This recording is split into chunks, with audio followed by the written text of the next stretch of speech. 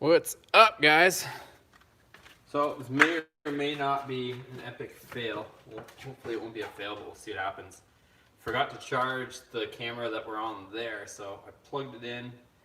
But if you guys have been around for the last few lives, you know that it's been freezing and stuff. So let me join in with you guys here. That way I can see what you guys are saying from this phone. Give me 1 second.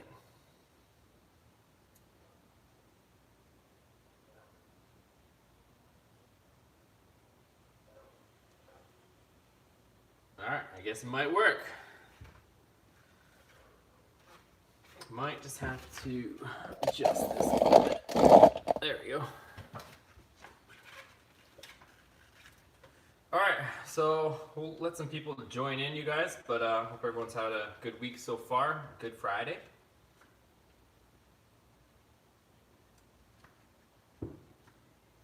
What's up, Crowspace? Thanks, man. You too.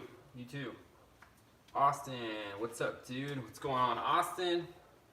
Not too much. I was working on the Viper today, which you probably see behind me is on the lift. So I didn't get a chance to edit today. I was just recording and dealing with some nonsense. So we'll get into all that stuff and then let you guys know what the update is. I just finished driving the Dakota today too, so that thing's working. I literally just got back from the gym, so I'm just drinking my protein shake while I'm talking to you guys. David Cosper, how's it going? What's up, David?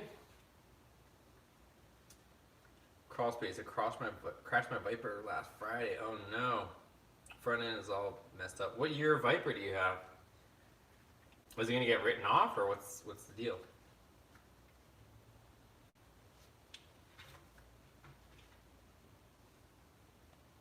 So yeah, let me know. This is a good chance for you guys to ask me any questions, or whether it's on my builds or your builds, or any questions that you think I might be able to answer.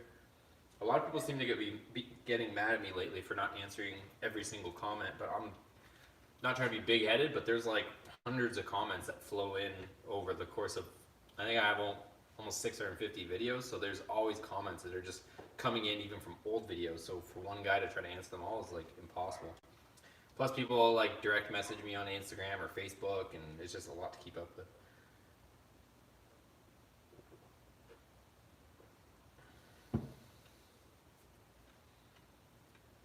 Oh, 94 RT10. Hood and headlights not looking good. Yeah. Once you kind of punch the front end of these cars, it's kind of done with. Austin, since the last time you live streamed, I've got some 54-pound injector toys for my Ram 1500. Should I retune it or no? Yeah, if you're gonna, 54-pound injectors, it kind of spell corrected. Yeah, if you're going to put different injectors in, you're going to have to retune it, otherwise it's going to probably run like garbage. So I wouldn't put those injectors in unless you're ready to tune it, because otherwise it might run like a bag. ProCharged Mopar, what's up, man? That sounds like a good name, ProCharged Mopar. Probably packing some steam in there. Subi57, how much was your HP tune-up setup cost for the Durango? Well, I don't have a Durango, I have a Dakota, but it should be the same. You're going to spend, don't quote me on the exact prices, but I'll just give you rough off the top prices because I haven't looked at them for a while. So I think the HP tuners, the unit itself, like the actual device, the MPVI2, I think that's around, and again, don't quote me, around $250, $250 or $300, somewhere in that range, to get the MPVI2. And then you have to buy credits for whatever you're tuning. And last time I checked, these older Dodges were one single credit, so that's like $49.99, I'm pretty sure. And that gives you full capability to tune it. Whether you're able to tune it or you have to pay a tuner to tune it, then that's on top. So, so figure about $300 to $350, give or take, to have the setup from HP Tuners. And then you'll probably have to spend another few $100s with a tuner at least to write a tune for whatever it is you got going on. So ballpark figure around 500, 600-ish, I guess, depending on how expensive your tuner is altogether. Should be something like that.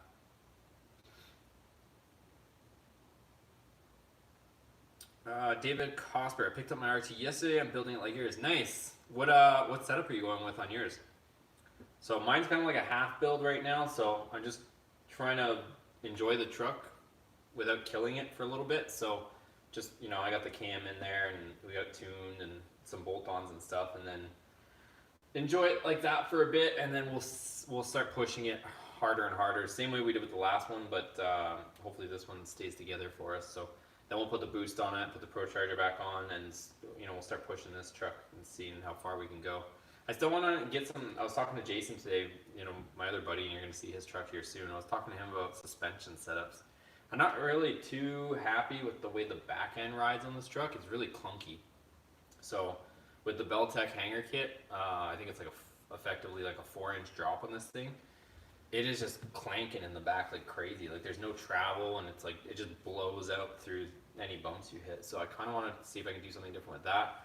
I don't know if I'm gonna maybe change one of the hangers, like put one of the stock hangers back on, and that way it'll just lift it up a little tiny bit more. Because I know some guys will either do the front hangers or the rear hangers, you know, or a combination, and leave the Dakota, the RT spring in there, which I think has one less leaf. We were talking, so it's a little bit softer, probably better for traction. Or do I leave both Beltec front and rear hangers on and maybe go with like a regular standard Dakota spring where it's a little bit stiffer, so it doesn't, it'll raise it, I think, 1 inch, but then at the same time it'll be a little bit stiffer. Back, guys, same problem as last time. It's so freaking hot out here that the phone literally just overheats and dies. But I'll do it from in here again. So we're inside now, so it's a little bit cooler, and I guess she'll last this way. So we'll have to do it the same way as last time. I guess I'm gonna either have to come up with something different or end up I don't know, end up getting a different camera or something. Let me catch up to your guys' comments. So what I was saying is, I don't know where it got cut off, but yeah, the leaf spring setup that I have right now, it's not the greatest in the back, so I'm gonna try and do something different. Austin Mopar, no car. Ed Simers, I'm in the middle of a 2001 Ram 1500 5.9 cam, heads, intake, Harlan Sharp rockers, Gibson headers, 52 millimeter, FRP 2, nice. That should go good. That should go good for sure.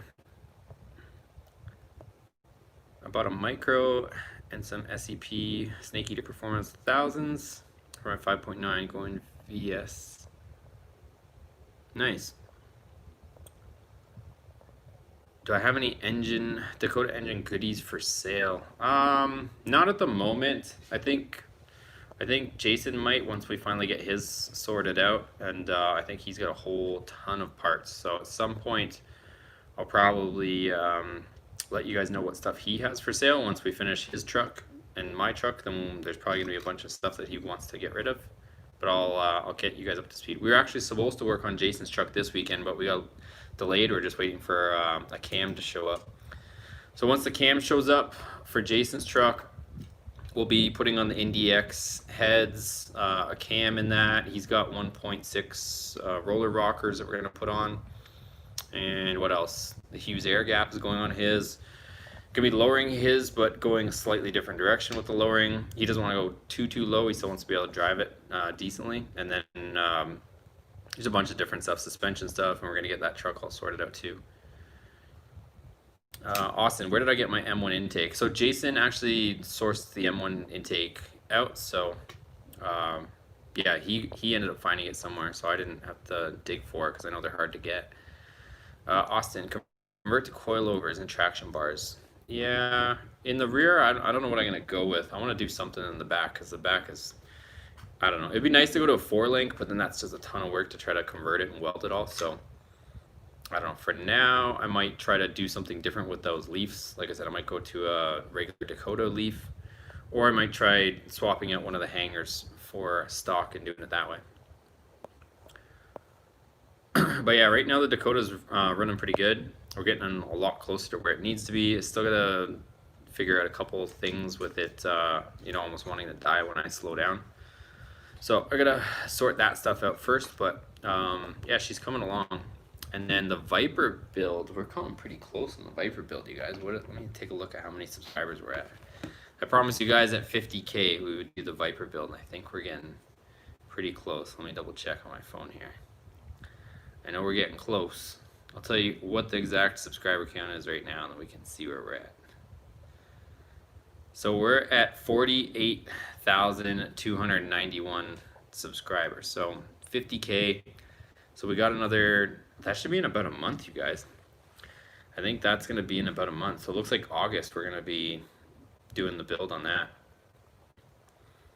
So should be coming up.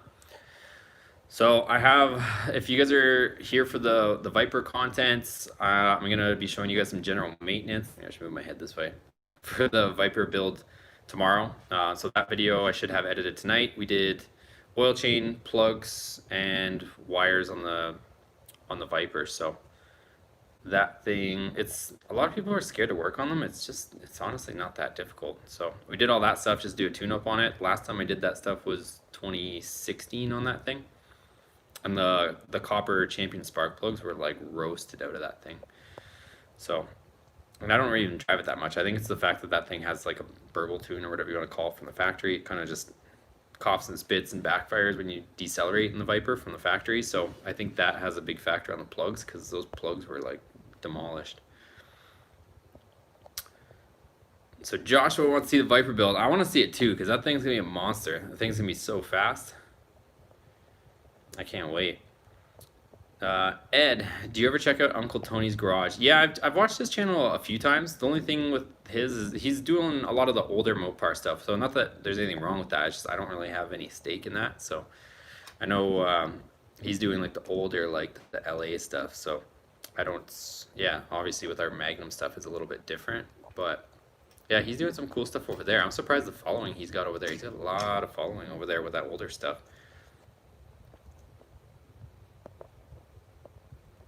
Yeah, Jason's truck's gonna be badass too. So I think we're gonna do like a naturally aspirated build on his for now, and then I think he's not done with that build. So his heads cam intake build, that's just kind of like a for now type thing.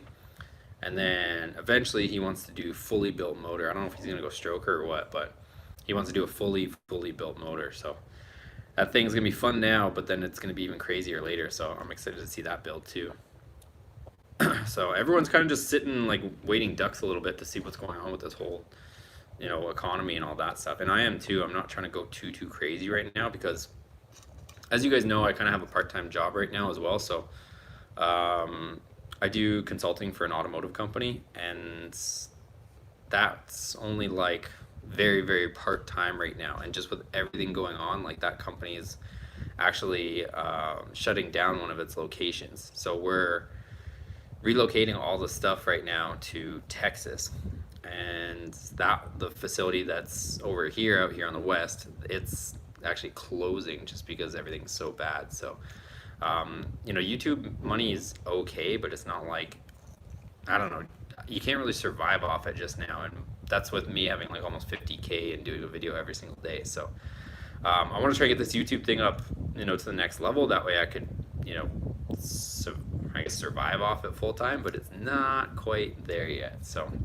but yeah, if you guys, you know, enjoy the videos, just give it a thumbs up, because it does support like the YouTube algorithm and stuff. So, but yeah, so I'm only working like part time, and then I think it's like end of September is when that place closes, and I don't know what my fate is there. So I don't know if I'm gonna be, you know, only relying off of YouTube income for now, which it's gonna be cutting it pretty close between trying to keep this roof over my head and do all these projects and stuff like that. So we'll see. So yeah, I'm just kind of playing it safe right now. I'm not trying to spend a ton of money, but we still got a lot of stuff on the go at the same time too. So we're gonna keep doing all that stuff.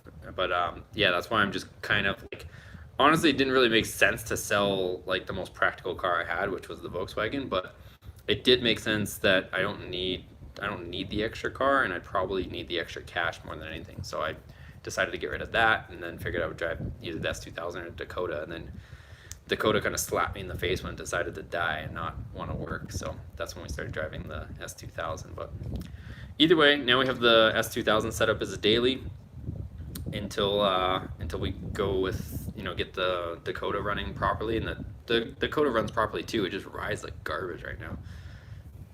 Oh, you guys want to see something crazy? Hold on a second. I don't know how I can show you guys at the same time. But the Dakota, I put a load of wood in the back of the Dakota the other day, and when I tell you the Dakota rides like garbage in the back, it actually rides like garbage. So I put a load of wood in the back of my truck, the Dakota, trying to use it as a truck, and it how do I explain this? So you know how like on the Dakota, the bed isn't wide enough. It's not 4 feet wide between both wheel wells, right? Like a normal full size.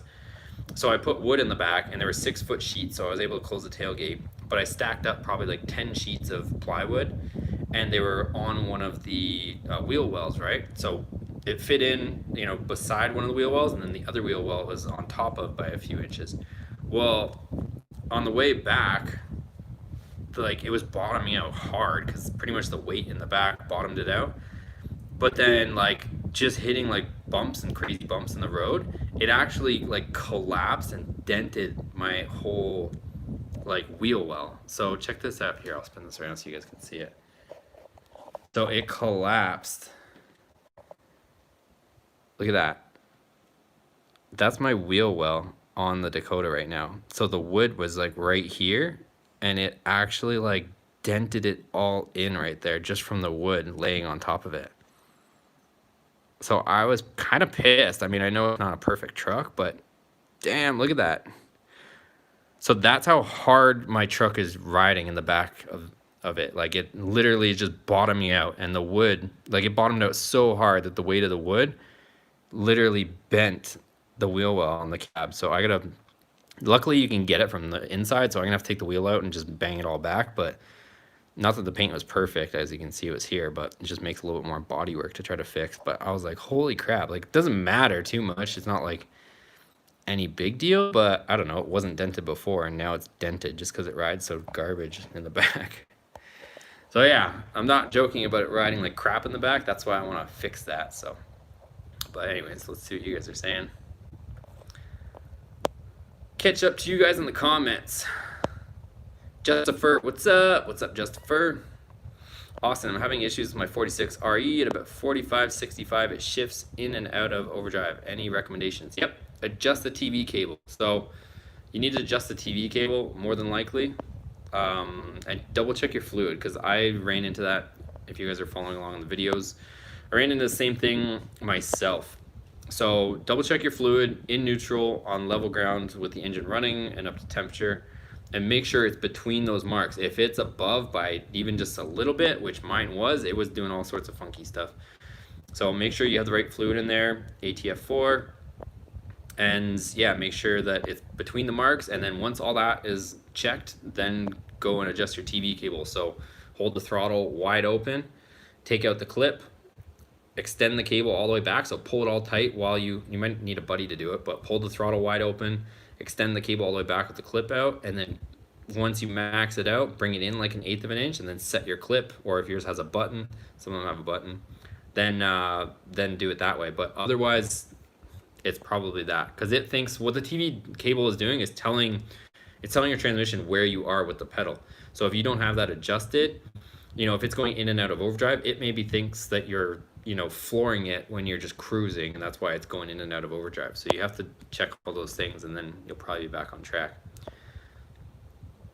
Patrick, hey, what's up? Finally got the RT out to the track this year. 14.65, 94 miles per hour after the electric fan install. Yeah, the electric fan is a cool little mod. I like it. It's working on mine, and that's not a bad time. Not a bad time. But we're gonna try and go faster. We gotta go faster with all the mods that we're gonna be doing in this thing. So hopefully we'll get there.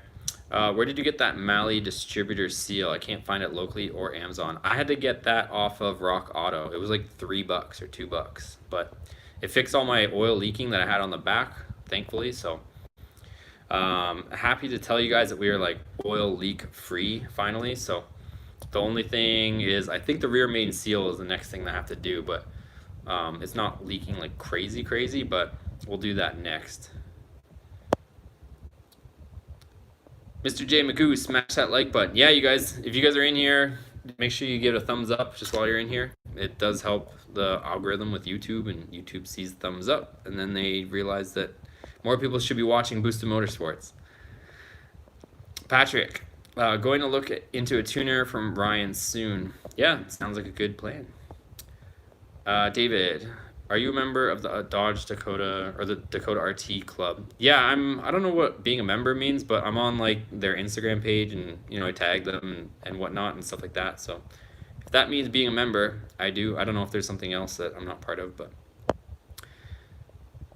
shout out to FRP, veteran friendly. Right on, right on. Samuel Cox got a suggestion for full exhaust on 4.7. I don't know. As far as full exhaust, it depends. That's completely subjective. How loud you like, whether you're gonna go cats, no cats, if you're gonna put headers on it. There's just so many options out there. But I probably stay, if you're trying to do like budget, probably go MagnaFlow. I have Flowmasters on my truck right now, and I'm not too impressed by them.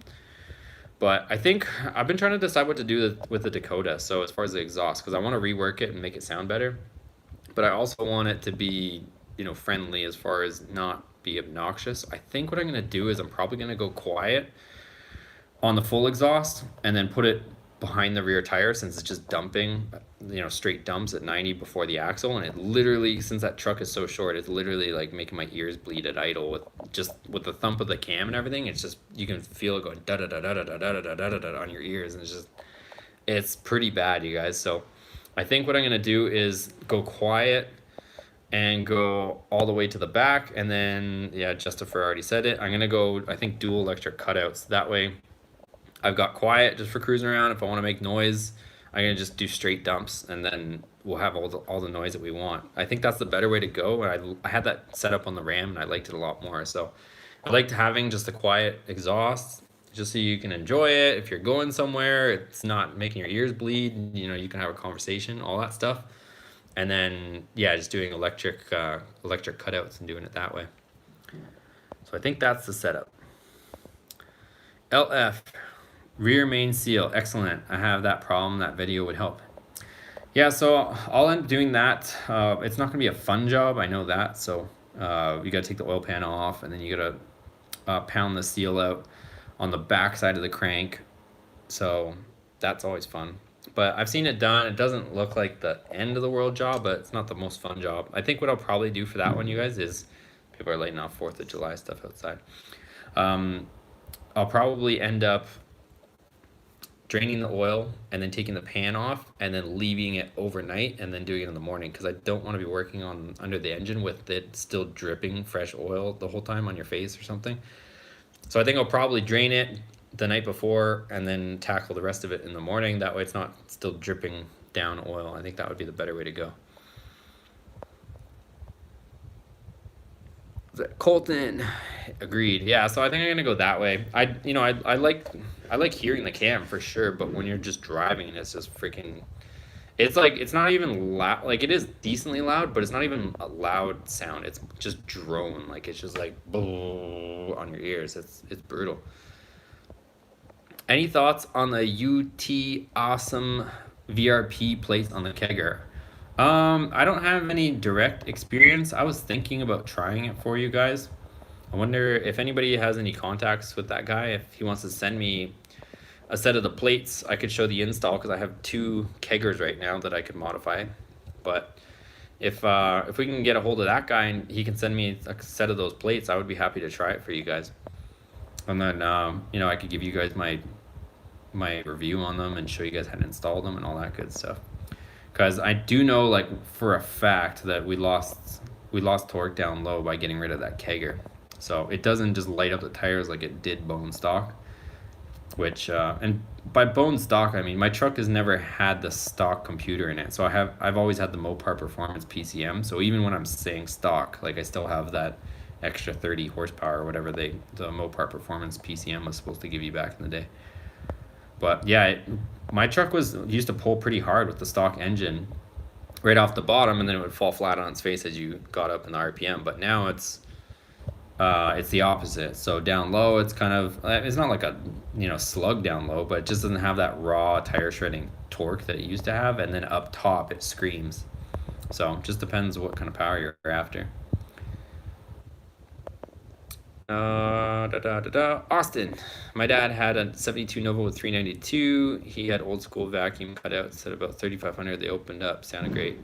That'd be cool too, is having them like somehow connected to the vacuum and stuff like that. So that when you start screaming, they open up. That's actually a cool idea too. I've always had the electric ones where you just hit a switch and you open them whenever you want, but that would be all right. Patrick, I'm wanting to go faster, looking in a tuner and maybe NOS. Mine's a club cab, so I got a lot of weight to move, but hoping for 13s or maybe 12s with a NOS. Yeah, that'd be a fun thing too. So I like the fact that these I don't know. I say they're light, but if you ever try to push one, because obviously mine's been down a little bit. Like my fuel pump died, and I tried to push it into the driveway. It took 3 full-grown men to push it, and like it was a struggle. Like that thing is only supposed to weigh whatever the hell it is, like 3,800 pounds or something like that, around 4,000 pounds. But man, that thing does not move to save its life. It feels like a good 6,000 pounds when it's not running. Austin, I eliminated my PC valve or PCV valve, and now it don't fall on its face at 5K. Interesting.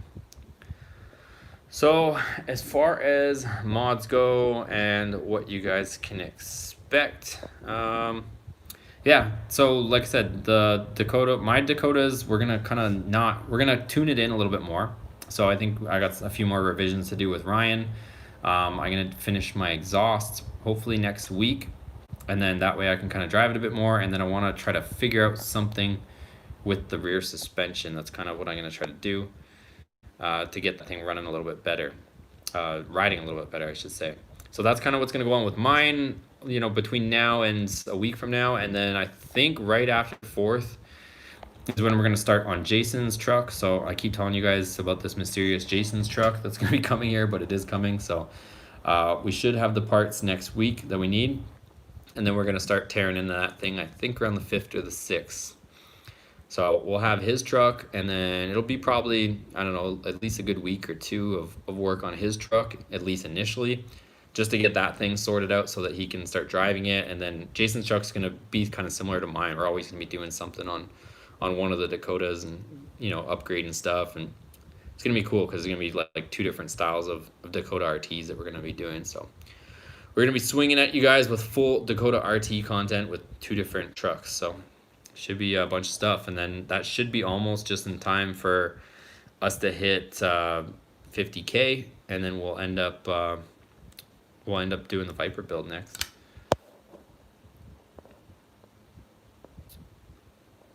John, when's the next track day after the cam? Can't wait to see the difference. I'm gonna do the track day for you guys soon. The only thing is I just want to get it, I want to get it tuned up a little bit better. So there's still some stuff I want to clean up on the tune before we hit the track day. So I want to give it, the full enchilada when we hit the track. So I want to make sure she's running tip top before I head there. So we got a bit of more cleaning up to do before I go to the track, and then we can go see what she runs. So it's coming. But yeah, not just yet. I got to double check the track days too, because there used to be like Thursday nights and stuff, like 8th mile, but I kind of want to do quarter this time, honestly. But I'm almost scared to drive that thing down the quarter. I think it's sketchy. I don't know if I want to go that fast in the Dakota. Witness me. Check wheel bearings if it pushes heavy. Yeah, I'll double check, but it's not that. I don't think that it's anything like that. Like it doesn't grumble or anything like that. I don't think the wheel bearings are messed up. It's just, I think it's just freaking heavy. Ed says, have I considered a stroker? Yeah, I don't know. Honestly, we're gonna make up for the displacement with some boost. So I'd rather do it that way. I mean, I could do the stroker, but like I was mentioning earlier, I'm not trying to like go out on a crazy spending spree right now, just with everything that's going on in the world. And we could go off on a tangent if you guys want to talk about that stuff, but I truly believe that this economic burden from this whole thing is gonna be insane. So I don't think we felt it yet. Just the fact that there's all that forbearance protection, and I made a separate video on the other channel if you guys haven't seen that. Yeah, there's going to be a ton of economic downturn from this whole thing going on, since, I mean, there's all the forbearance protection, all the loan forbearances and stuff like that. So, and it's not that the money is not going to be owed. So I've been doing a lot of research too, and all the all the stuff with foreclosures and stuff like that for mortgages, there's only like two or three different companies that are going to be just extending your payments. So if you had like 30-year mortgage, that they would just, extend it to, 30 years and 3 months or whatever the case would be. They're actually not going to do that. There's only two or three mortgage companies that are going to allow that. And instead, what they're going to do is they're just going to be looking for that money lump sum at the end of this thing. So, say September or whenever this whole thing starts to settle down, people are going to owe like 3, 4, 5, 6 months or whatever amount of payments they push, they're going to owe that all in one lump sum.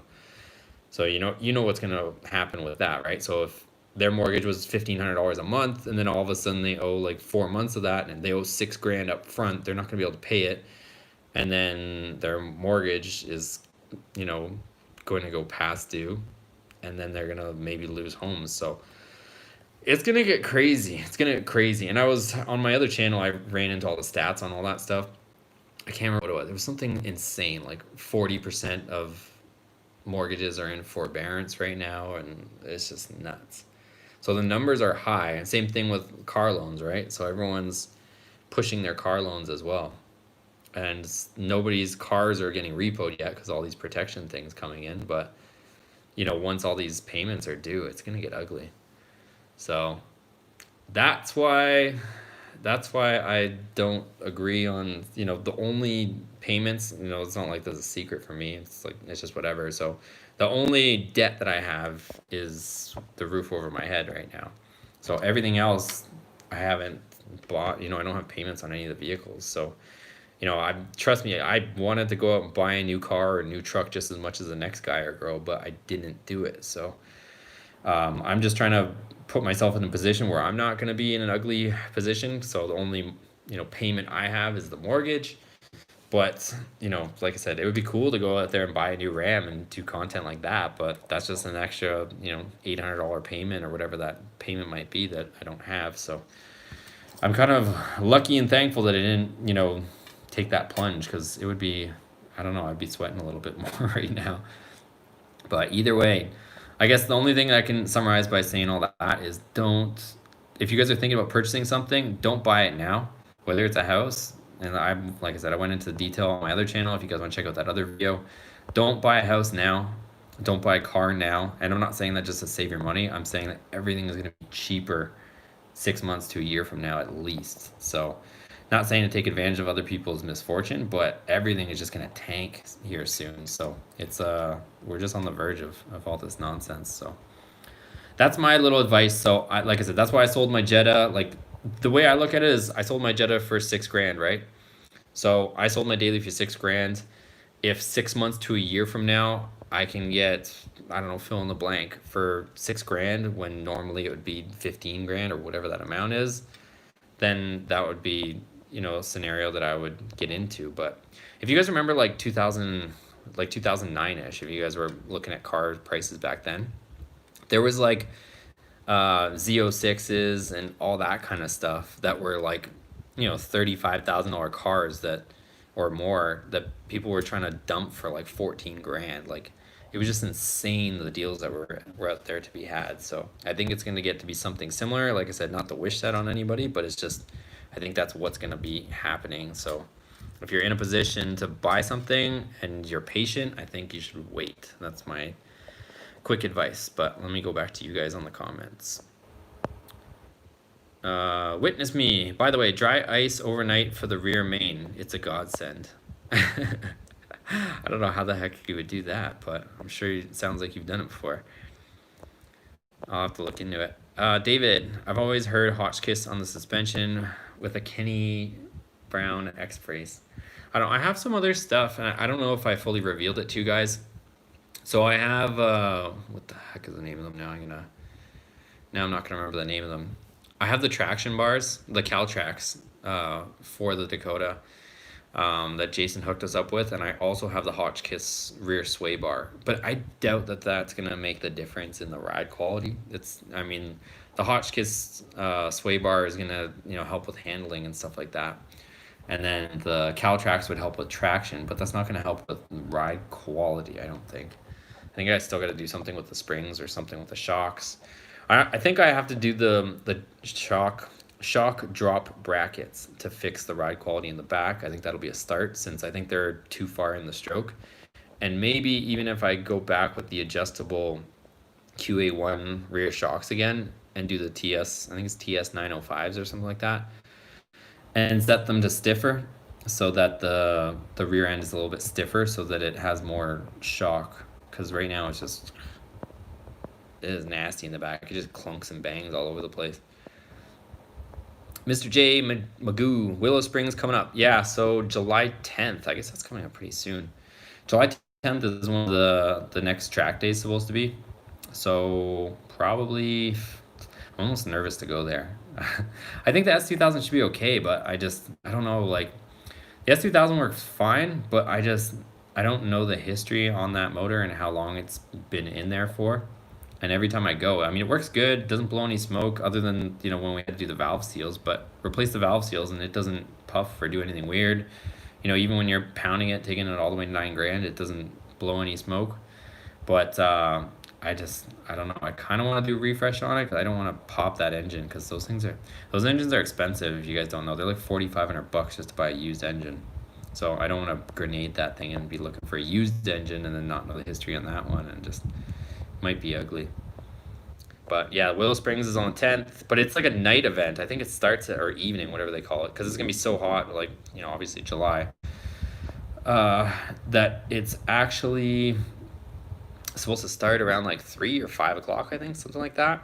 And then I think it goes to like 8, something weird like that. So they're trying to do it when it's a little bit cooler out. So it's just streets of Willow, it's not Big Willow. But yeah, they should be fun. I don't know, with me having to rely on the S2000 as a daily, I really don't, I'm like nervous to go there, but I've already paid for the track day, so I guess we're going. Austin, Stroker B408C cubic inches. Yeah, that would be a good option. I mean, I can't knock the option. I just know it's a little bit expensive, that's all. Yeah, we'll see what we get into in the future. Like I said, I'm just kind of hanging tight until I see what's going to go on with my work, with job, with YouTube. Like I said, if this YouTube channel blows up, you guys keep giving it thumbs ups and sharing all the videos, and all of a sudden the YouTube thing kicks off and I can comfortably survive off of YouTube. Right now, there's no way I could survive doing all this off YouTube money. So just to give you ballpark figures, like mortgage is like $2,200, and then utilities a few $100. So there's $2,500 gone without even breathing. And then you figure a few $100s in gas a month, you know, at least $100 a week in groceries. So there's $3,500 just to survive for me. And I'll tell you guys right now, I know YouTube gets weird about talking about the numbers, but just YouTube revenue alone, it doesn't even cover that. Not even close. It's like half of that. And then YouTube with the Amazon, it barely covers that amount. So I'm not getting rich off this, you guys. I'm just doing it because I like doing it, and I like sharing the videos, and I like documenting stuff, and hopefully one day this will be able to take me full time. Ed, I've watched your advice on not overextending. It's sound. We have to watch it out for each other. Yeah, that's, like I said, if you guys haven't checked out that other video, I don't know how to link it right now without exiting this chat, but if you guys check out my other videos, I have the channel called The Garage, so go check out that other channel, you guys, on The Garage. I linked it in the community section, so if you guys see like my posts that I put up, go check out the channel The Garage. I'm trying to get that one to 1,000 subscribers because you can't monetize on YouTube until you hit 1,000. So if you guys can go check out the channel The Garage and subscribe to that one, it would help me out huge. And then the other Boosted Motorsports 2, that channel, I think that's where I posted the other one. I'm posting videos all over the place, so I don't remember where I posted it. I'm pretty sure I posted on Boosted Motorsports 2, talking about when to buy a car and if you should buy a car now, which my advice was no, according to what I was saying. So go check out that other channel too. Maybe somebody can link it in the comments here for me, since I'm stuck on the live. I can't really jump out of this to link those two channels. Mighty Mouse, let's mortgage houses and buy the new TRX. What do you mean let's mortgage houses? I don't know what you mean, Cam. Mortgage houses. The TRX is pretty cool. If you guys haven't seen that, Ram announced the TRX. I know they've been talking about it for a while. That one's kind of. I didn't even think about that right way, right? Tyrannosaurus Rex, I guess. Is that what the TRX stands for? Ford's got the Raptor, and then Dodge has, or Ram has the Tyrannosaurus Rex. Rex? If that's what that is, that's pretty cheesy, I think, honestly. I don't know why the hell they would do that. But who am I to say? Regardless, the TRX, the Tyrannosaurus Rex from Ram, has the Hellcat motor in it. So Ram finally announced that they're building it, and it's supposed to, I don't know if they're actually going to release it. I think they're just announcing it, so you could probably place an order end of summer of this year. So you'll be able to get the Hellcat powered Ram from Ram end of this summer. So, but that is a lame ass name, if I might say myself. I don't know if I'd want to own a T-Rex. A T-Rex truck. What is that? Does that have stubby arms too?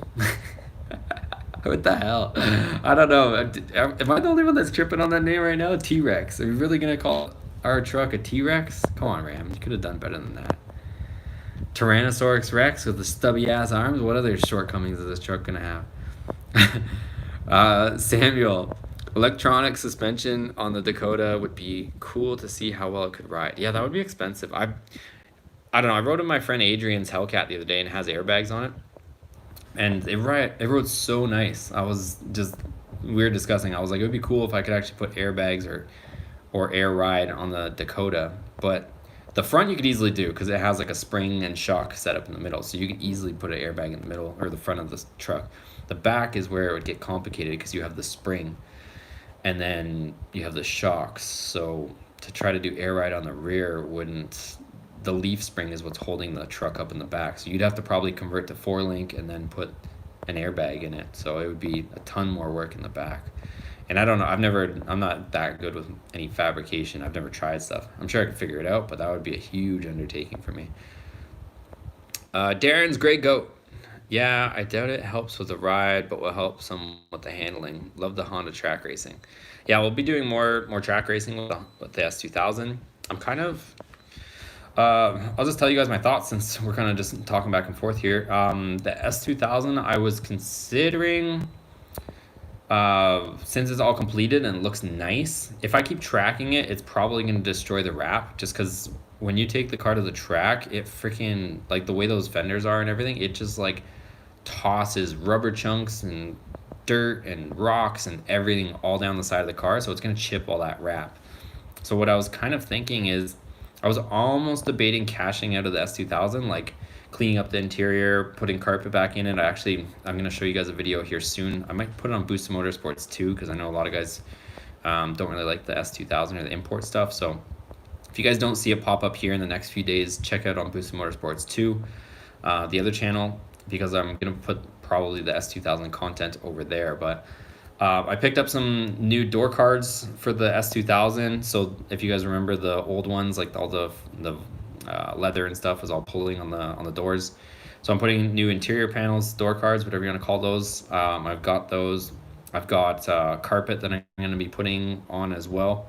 So I found passenger carpet, so I'm going to put that in, and then I'm looking for just stock seats that aren't all torn up like the ones are right now. And with all that being said, what I'm thinking of doing is maybe selling it, cashing out of the S2000 for the same reasons I told you guys before. A lot of people, aren't really taking the whole, current economic situation. I can't say the word because all of a sudden you get like demonetized for it. So you guys know what I'm talking about. But with the whole economic situation and all this thing going on, I'm thinking of cashing out of the S2000, maybe. Since it looks pretty, it's all working, everything's good. I'm thinking about it, and then waiting for everything to drop, and then we get something like badass is what I'm thinking. Like, I'm just off the top of my head, I'm thinking cash out of the S2000 and pick up like a C6 Z06, which is a phenomenal track car, and go track the crap out of that. Because honestly, you guys, probably realistically can get anywhere from 15 to 18,000 for the S2000 the way it sits, with everything, all the mods and everything like that. So I could probably cash out of it for in and around that amount if I clean everything up and get the interior all sorted out. And then if I cash out for that amount, I'm betting the way things are looking and going that I could probably get a C6 Z06, even if it's got salvage title. But for in and around that amount, maybe pick it up for 18 or something like that, and then we go to the track with that Z06 and just destroy. So I think that would be cool as hell to put the same aero, like put a ton of downforce on a C6 Z06 and then go to the track with that thing. That would be awesome. So I don't know. That's just me talking out loud. The S2000 is a phenomenal track car, but it's either that or we keep the S2000 and then I sink, $3 grand, $4 grand into the engine, rebuilding it so that it can handle, a bunch of track events in the future. So it's one or the other. The only downside or the only unfortunate part is that I've spent so much money and time getting the S2000 set up for the track. Like, it's all ready. It's got a new clutch. The transmission's good. We've done the rear ends. All that's good. The brakes, stainless steel brake lines, the pads, like everything's just ready to go. The only thing is the engine is probably going to have to be refreshed at some point if we keep beating the snot out of it. That's the only problem. So, I don't know. It's kind of what I'm thinking. But we'll see. Let me get back to you guys.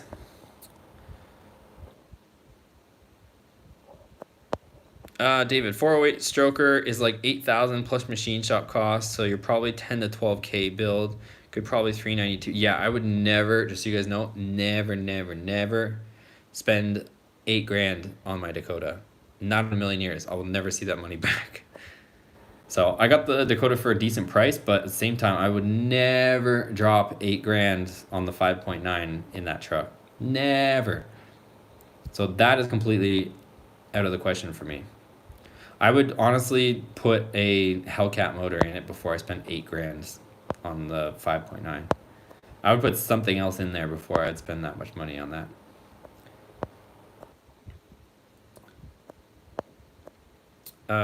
Austin, I want the Ram Rebel with the 6.2. Yeah, so it's called, the Ram Rebel with the 6.2. You mean 6.4. There's no 6.2 in the Ram right now. The only one would be the 6.4 liter Hemi that comes in the heavy duty trucks.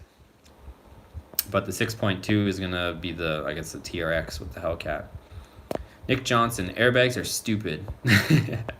Yeah, I mean, it's kind of a useless thing, but if it rides better than the way it rides right now, I would be all for it. Headache Garage. That sounds like my garage. Headache. There is a comparison in the glove box of a T-Rex, a human, and a Raptor. So yeah, it's a T-Rex. That's so lame. I feel like Dodge could have done better. Like, I don't know, like the Hellcat thing was like pretty cool gimmick. The Demon was a cool gimmick, but a T-Rex? This seems lame. I don't know why it seems lame to me, but just the whole stubby arm thing. There's so many jokes surrounding the stubby arms of a T-Rex. Like, with Ram going after Ford as hard as they are with the Raptor thing, Ford is gonna start cracking T-Rex jokes. It is just bound to happen. Ed, if you can link your physical address, I know my buddies and I can help out. Don't want to lose your channel. You mean like my address to the other YouTube channels?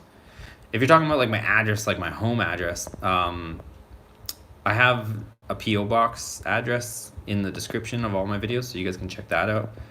I obviously don't put my actual home address because there's just weirdos out there, so I'm not going to do that. But yeah, get a hold of me one way or another if you want. Or just, you can go to any of my videos and share that video. If you click like the share button, and you can share the video, share the channel, however you want to do it. And then I have those other 2 channels. So I'll go, like I said, I can't exit this. So I'll, if somebody else wants to share the other 2 channels that's following along, if you could do that for me, just jump out of this live, copy the other channel, post it in here so other people can click on it. But I can't exit this because then it's going to kick me out of the live. David, would you give the info on the cam you use so I can order it? Yeah, so the cam is from IMM Engines at Bryan, so there's no secret to it. It's called IMM Engines. It's in Indio, California. So give them a call, speak to Bryan, tell him about my channel, that you saw the cam that I have, and you can order it from him. So he'll set you up with the cam that I have if that's what you're looking for. But yeah, as far as the specs, there was I think the part 1 of part 2. So there's 2 parts to the cam install. If you watch part 1, I literally show the cam card on the video. So if you want to just look at the specs, go for it, or call Brian and he'll get you hooked up. But it's probably better just to call him because he'll tell you whether your setup's going to work well with those specs as well, or he can spec you a cam that works better for your setup. So I would just do one of those options.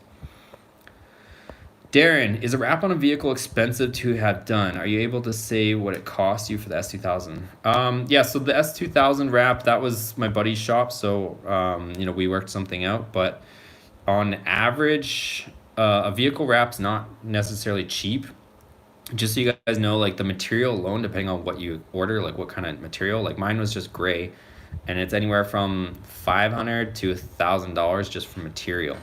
So usually, depending on the size of the vehicle, you need more or less material, but usually it's gonna run between $1,500 to sometimes upwards of $3,000 for a wrap. So yeah, it just depends what you want to do. I mean, the nice part about the wrap is it should be technically temporary, but one thing I will warn you is if you're going to wrap a vehicle, make sure you don't go too cheap, because if you go too cheap, oh my god, I can't even talk right now.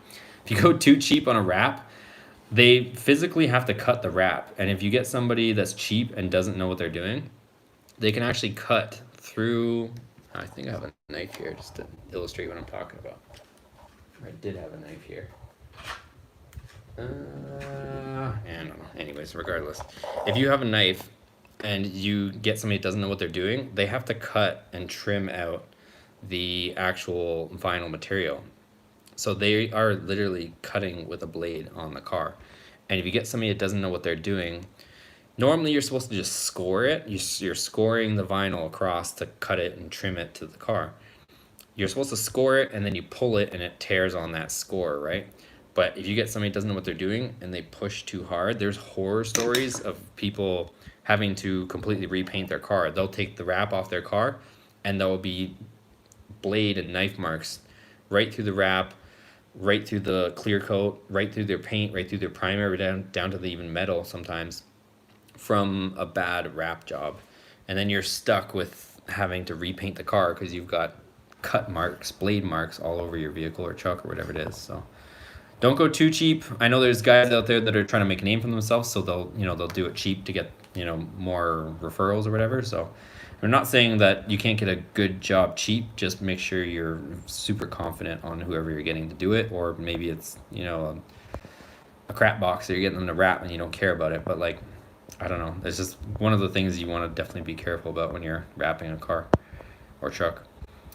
White Knuckle RT, that S2000 isn't worth 10K US. There are multiple here in Canada that are way better than yours for 12 to 14. Well, you can go stuff it, is what I say. I don't care about your stupid opinion.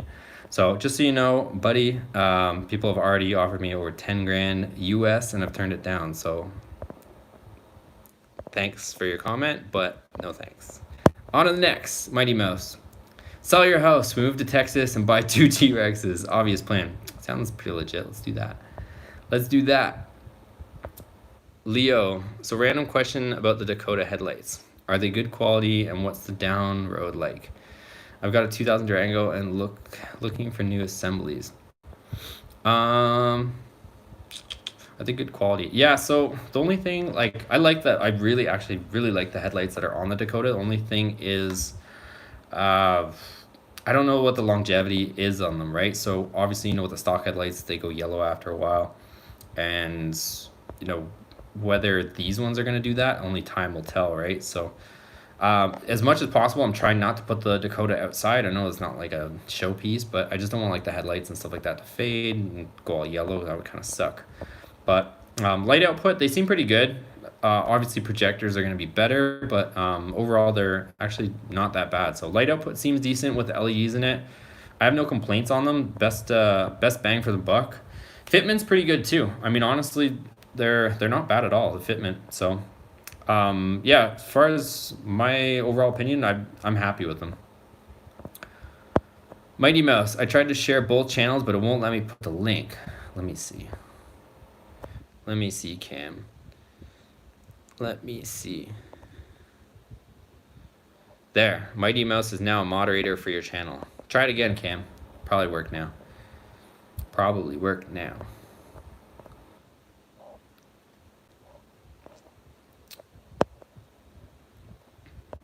Austin, well, I've got to go back to work. I'll be back later. All right, later, man. Damn, this guy's working right now. That's crazy.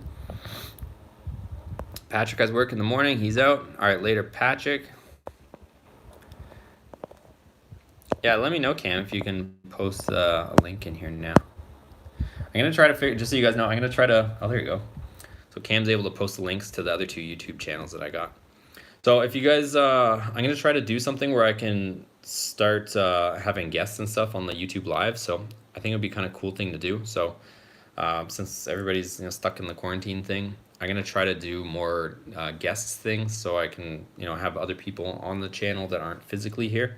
We could do like a live in collaboration. I think that would be cool. So it's actually not as easy as you guys would think to, put, do the whole live thing. Like on Facebook and on Instagram, it's super easy to do lives with multiple people, but on YouTube, it's like a whole friggin' thing. You gotta download special programs and stuff like that.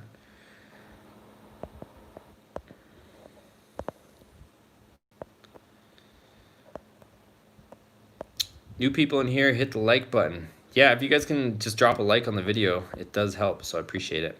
Thanks, Mr. J. Magoo. Darren, I saw an SRT10 identical to yours as for color and year and with 17,000 for mileage, said mint condition, asking 62. What do you think of that price?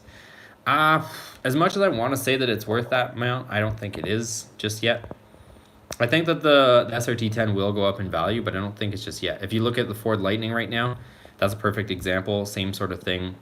Limited edition truck, high horsepower sport truck. And now the Ford Lightnings are getting harder to find for cheap. So I think that's the situation that you're going to find the SRT10 Rams are going to be in another 5-10 years, but I don't think it's yet. I think we still got to, well, if you own one, I think you still got to hold if you're trying to get that kind of money. But if you're trying to buy an SRT10, I would say, now, not now, but probably 6 months to a year when that whole crash thing that I was talking about is going to happen, that would be a good time to pick up an SRT10. But I have a feeling 5 to 10 years, the SRT10 is going to go up in price.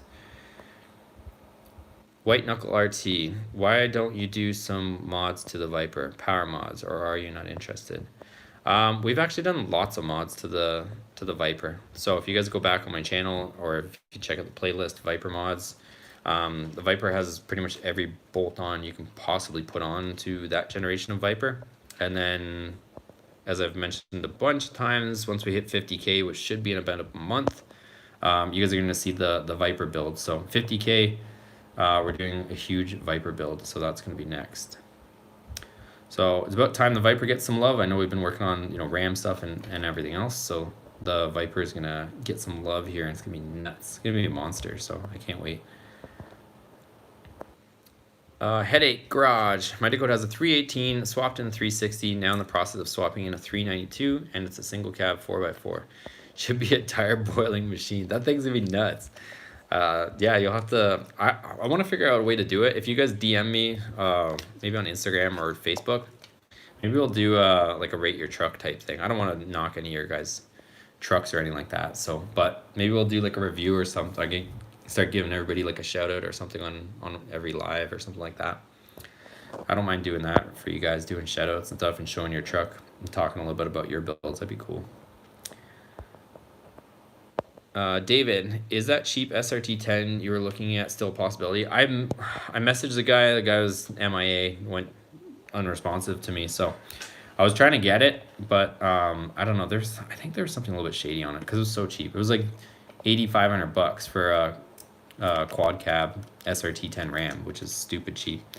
So honestly, what I was gonna do is I was gonna get it for $8,500, rip the whole drivetrain out of it, stick that in the Dakota, engine, transmission, gauge cluster, you name it, PCM, it would essentially be a Viper truck except in the little Dakota. And then I was just gonna part out the rest of the truck or sell it as a rolling chassis to somebody and probably get a good chunk of my money back. So that's what the plan is.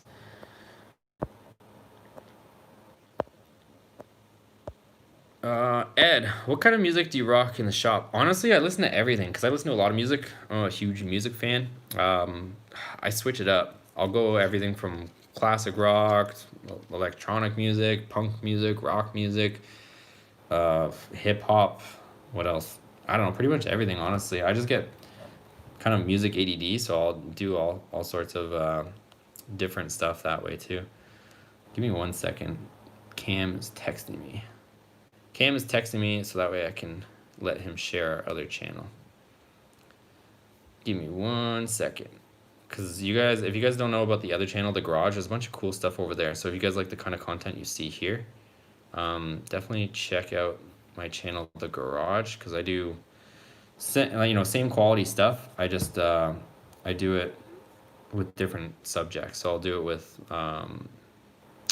camera surveillance systems, all different stuff.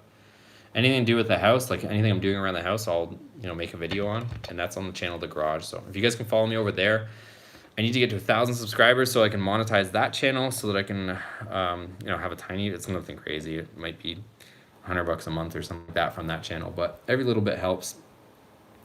So Cam should be adding the link for that one. I just sent it to him. So yeah, go follow the other channel, The Garage. If you guys just dropped into this live, give it a thumbs up for me, it'd be appreciated.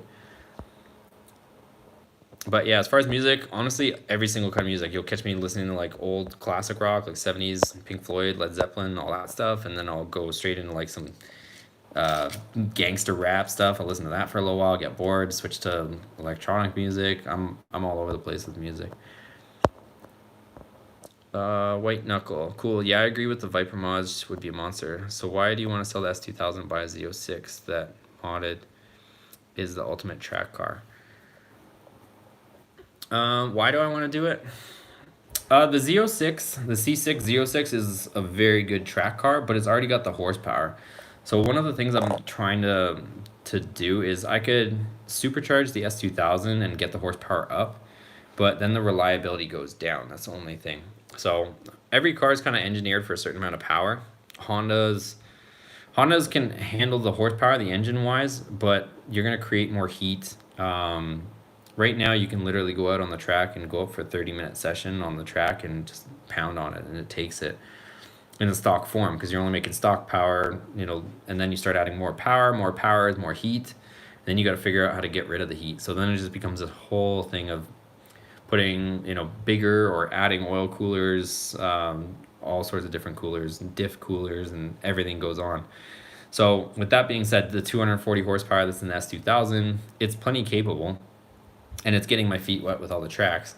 But if I were to go with a C6 Z06, it comes with, I should know this, but I think it's like 505 horsepower stock, right? Something like that. And it comes with that amount of horsepower stock, but you can pound on that thing all day long with the 505 horsepower, the same way as I can with the S2000. So if I add the same amount of downforce to that Z06 as I have with the S2000, and then I have 505 horsepower, so I'm 240 horse on a good day on the S2000. I'm doubling the horsepower, not adding a ton of weight. I know the Z06 weighs more than the S2000, but it's not like crazy. Then I have a much more competitive track car, and I don't lose the reliability. So I could, as long as I get the newer Z06, the C6 one, the one that doesn't have the valve dropping issues and all that, then I could have a faster track car that I don't have to worry about modifying the engine to be more, competitive. So that's just where my head's at, type thing. Plus, I think for whatever reason, I think the Z06 would get more appreciation on this channel since it's a little bit more of a domestic channel. It seems like it's taken a turn to be that way. So that's my reasoning for that stuff. Anthony. Hey, I'm going to cam my 5.7. What cam do you recommend, and can you hook it up with a tune? Yeah, I mean, cams are endless. So I would get with a tuner and see what cam they recommend. So there's lots of different tuners out there. It just depends which one you want to go with. Right now we're working with Flying Ryan to do the 5.9 stuff. In the past we've worked with Jay Green. So it just depends what your preference is on tuners. But I would get with a tuner first. Tell them what your power goals are, tell them what other mods you have, and then they can suggest what tune to get, and then you can go from there. So I would do that. And as far as tune, I don't do tuning myself. I get the experts to do it. So that's where we're at with that. So I wouldn't know what tune you would need and all that stuff just by going off your comment. White Knuckle, that Viper modded is what I meant. Would be the ultimate track car. The problem with doing that is you got to remember, if you're gonna putt around on the track, it's no big deal, or you've got deep pockets, that's fine. But the one thing about the track is, the way I like to go to the track is I'm going there to be competitive, I'm going there to let loose, and I'm going there to go as fast as I possibly can with whatever vehicle and my skill set. So with that being said, with the S2000 going to the track right now, I go balls out and I just go as fast as I possibly can within my skill level with my equipment. So, and that's netted us some pretty fast times. If you guys have been following all the track days, like I've been top 3, top 5 every track day we've gone to with my little S2000 against, a field of different cars. So, with that being said, I go out there and I push the limit with the car I have, and sometimes things get a little bit hairy too. When you're pushing that limit, you can only expect that sometimes the car is going to slide, or you're going to come into a corner too fast or too hot, and whatever. So with the Viper, since the car is not a popular car, the whole front end is a clamshell design, so the hood is the same as the fenders. It's all one piece. If you get into any sort of fender bender or you wreck that car, it is much more expensive and harder to find parts. The S2000 is right now dime a dozen. Literally in my rafters, I've got 4 spare fenders and 2 spare front bumpers for the S2000. So I'm just fully prepared to go out there and just send it. So that's the one thing that I don't have the luxury of with the Viper, and it would be more expensive to have that mentality going to the track.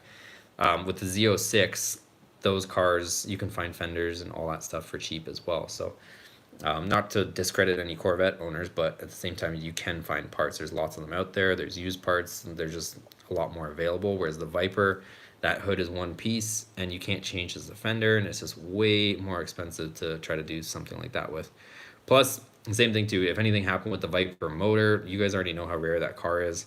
To try to piece together the engine, it's going to be more expensive. There's 2 more cylinders, 2 more pistons, 2 more injectors, all that stuff. So yeah, that's just where my head's at with that. So not to discredit the Corvette whatsoever, but at the same time, it would be cheaper, and I wouldn't feel so bad if something were to happen with the Corvette. Same mentality as the S2000. It's a salvage title S2000. It's already been wrecked once before. If something happens, like even if there's something out of my control, if somebody flies around the corner and bakes a corner and smashes into me, which I hope never happens, but at the same time, it is a possibility that somebody could screw up and hit me at the track. So I would just hate for something like that to happen with a nice car like the Viper. So yeah, that's the mentality of that whole thing.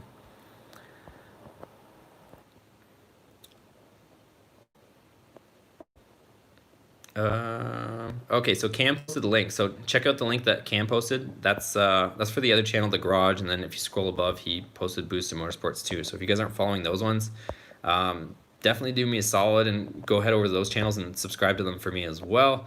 Like I said, I'm posting content kind of everywhere, trying to make a living off of YouTube. So I know it's a grind, you guys. It's something that I enjoy, but at the same time, it is a hustle. Like waking up, having to record, edit, answer questions, come up with a thumbnail, come up with a title, tag everything, just put descriptions, find the links for the products I'm using. Like, it's a lot of work. It's work that I enjoy, but I would like to take it full time and have a full time income from it. But like I mentioned earlier, the income is not full time. So just the revenue from YouTube alone does not cover my mortgage. So.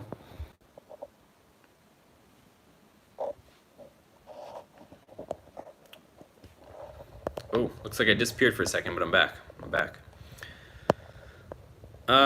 Darren, not trying to be too personal, but what's the reason you left Canada to live full-time where you are? Was it a job, family? A little bit of everything. So originally it was for work. And then, yeah, I love it here, so ended up staying. Mahalos for the link. Gotta go. All right, later, brother. Ziggy's Aquatic Exotics. What's up? What's up, Ziggy? Mighty Mouse. I'll post both links again at the end of the channel. Thanks, man. Or chat. So, yeah, I'm gonna probably wrap it up at some point here, unless you guys have more questions. I'll just kind of keep kicking it.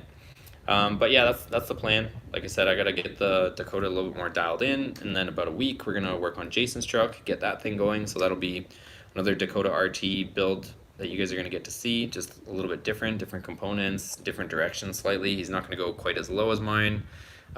He's got a different, he's gonna put a different set of wheels on his as well. So not quite as low, but he's gonna put some wheels, some fitted wheels on there. And then different direction with the engine. He's gonna put the NDX heads on his, Hughes air gap, put a cam in it. We're gonna have to get different length push rods, measure the push rods on that thing.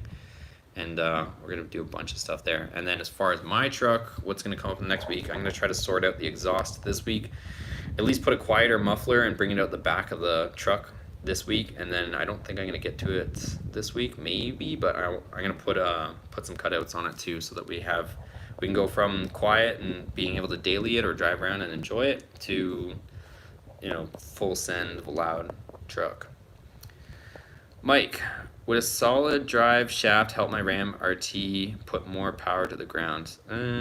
Probably not. The problem, I'm trying to remember what the issue is. I saw a bunch of people. A lot of people have issues with breaking drive shafts on the RT, and it has to do something with the vibration and the angle. I think people were doing some different stuff to try to alleviate that. But so, do you know how on the Ram, the 4th gen Ram single cab RTs, if you guys don't know, the drive shaft is known to just explode literally.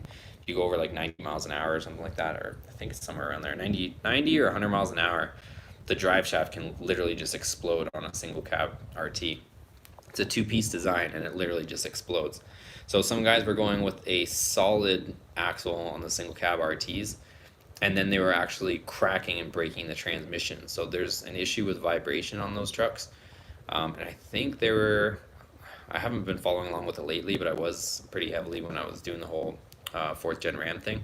But I think there was an issue with vibration, and I'm not sure how they were fixing it, because they were putting these super like beefy drive shaft shop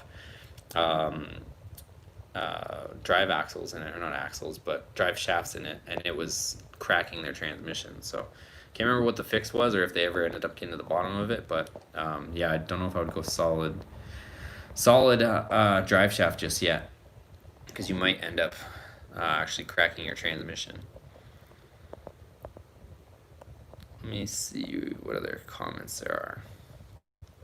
LF, any chance of possible future Dakota video of replacing rear axle bearing and seals? I hope not, to be honest, but we'll see. I think honestly I might end up having to put a limited slip in it at some point, depending on how much power we start going for.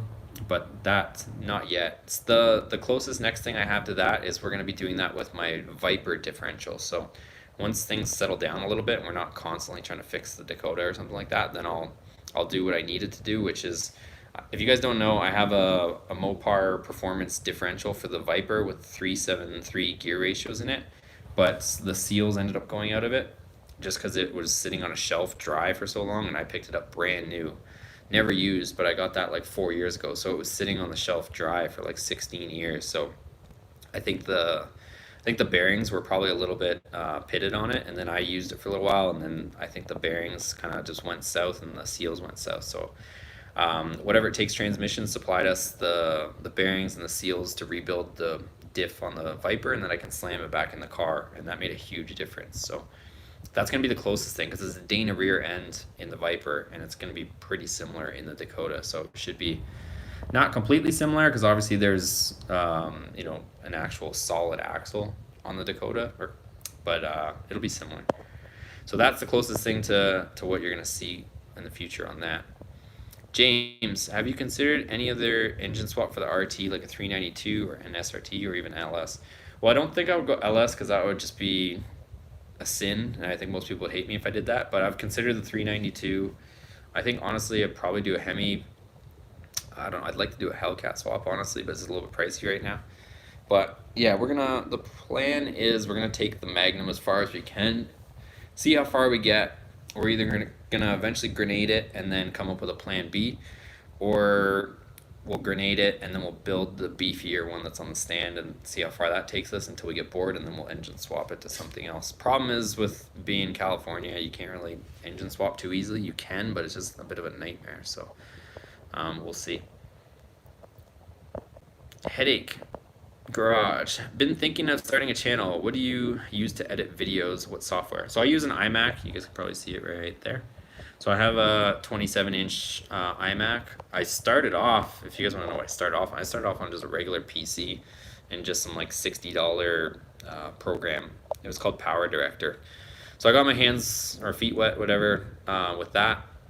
And then I moved to a MacBook. So I got a 15-inch MacBook that I used for a while. And then it was a huge learning curve learning how to use the MacBook because I've only ever had PC. Used that for a little while, and then I ended up cooking that thing a few times because I was editing so much on that thing. I literally baked the CPU on it, fixed it once, and then it broke again 6 months later, and then I paid to fix it again and ended up getting rid of that, and I got the iMac, which was faster and just better all around. So I love this thing. It's been just flawless, so I think that's my weapon of choice for video editing. So I use Final Cut Pro on iMac is what I'm using right now. But some people prefer to go PC, and then they use Premiere Pro, I think it's called, or something like that. The Adobe software is what they use. Ed, yeah, can you get into the valve to piston clearance? Yeah, so when we do Jason's build, we're gonna do the whole valve piston clearance thing, because we're gonna have to double check that everything's good. I hope that's good, because that'll turn into a nightmare if it's not, but that's what we're gonna be doing with his. So we're gonna be putting the cam in. We're going to be bolting the head on, checking the valve to the piston clearance, making sure we're good, and then hopefully all that's good, and then we can continue the assembly, but we'll be doing all those videos as well. That's in about a week's time, you guys, so once all the parts are here, Jason's going to get his truck towed up, and then we'll start working on that. Darren's Grey Goat, looking forward to your buddy Jason's Dakota build too. Yeah, it's going to be a fun one, so it's going to be like Dakota build all over again. So his has all the same problems that mine pretty much had. Well, let me take that back.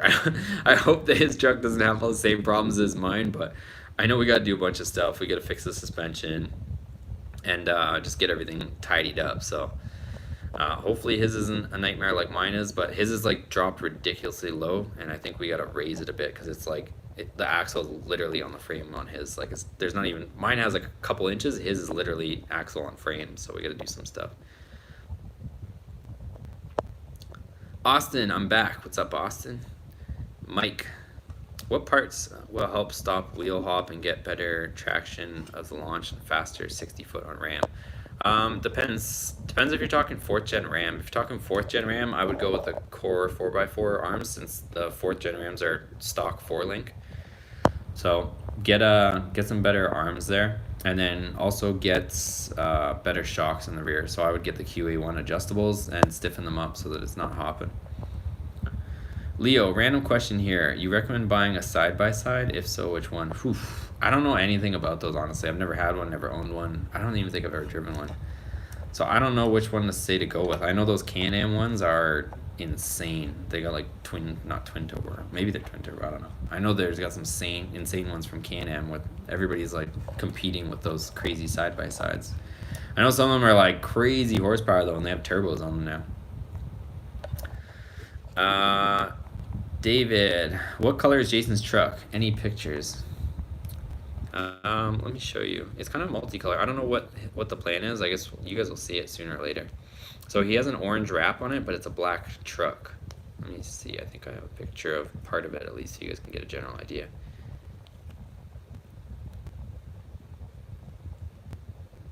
Let me pull it up.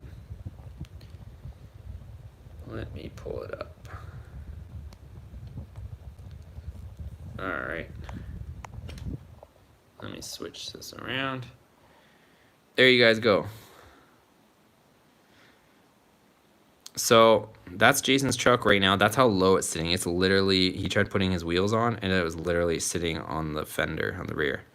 So I think he started taking off the wrap, or maybe he didn't finish putting it on. I've only seen it once.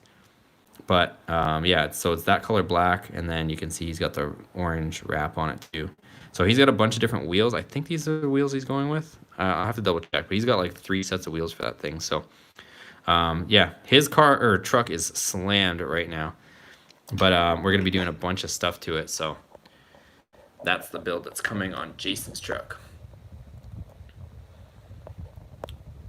Mighty Mouse, check Cletus McFarlane for some side-by-side action reviews. They went through some rowdy ones. Yeah, those guys are just like professional rednecks. I'm kind of jealous. I want to go to Florida to be a professional redneck with Cletus. Let's make it happen. Austin, I'm going for a sleeper look on my 96 Ram. The roof is rusted, it has dents, etc. Yeah, that'd be pretty cool. I know, like, you guys probably know from watching Street Outlaws, like the farm truck, and that thing's just insane. It's got the camper on the back, and I don't know what the heck motor he's got in that thing. But I've never really looked into it, but I know that thing flies. Oh, and just to go back to Mike. So he's got 2014 Ram RT. He's got wheel hop. So yeah, I would go core 4x4 control arms, upper and lower. So that'll stiffen up the back and get rid of some of the flex you have. And then I would go with the I think it's TS 905. Don't quote me, but the QA1 adjustable shocks for the rear, and stiffen them up, and should get rid of most of your wheel hop. Mighty Mouse, I got family in Florida. We can become Florida man and a couple T-Rexes. Damn, you got it all figured out. I'm so disappointed that thing is a T-Rex. That is so lame. I don't know why, I thought it was a TRX, but if it's T-Rex, lame. I don't know why I was always reading it as TRX. But T-Rex is, because there's missing an E, but that is pathetic. It would be funny if somebody put toe mirrors on the TRX, and then it would look like the stubby arms on a T-Rex. Somebody's got to do it, and then make a meme out of it. Somebody buy the TRX, put the typical Dodge flip-up mirrors on there, and then call it a true T-Rex with those arms. If Ford ever watches this, they're probably going to catch on to my idea, and they're going to make hilarious ads with Dodge's T-Rex with stubby arms.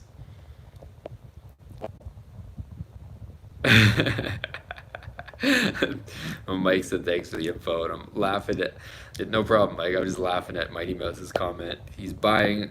So Cam's gonna. If you guys don't know, Mighty Mouse is Cam. Cam's the one that was here putting the cam in. So Cam loves cams, and Cam helped us put the cam in, and Cam is Mighty Mouse, which is commenting there. So go check out his channel too. I don't know, Cam, you don't have any content on your Ram, right?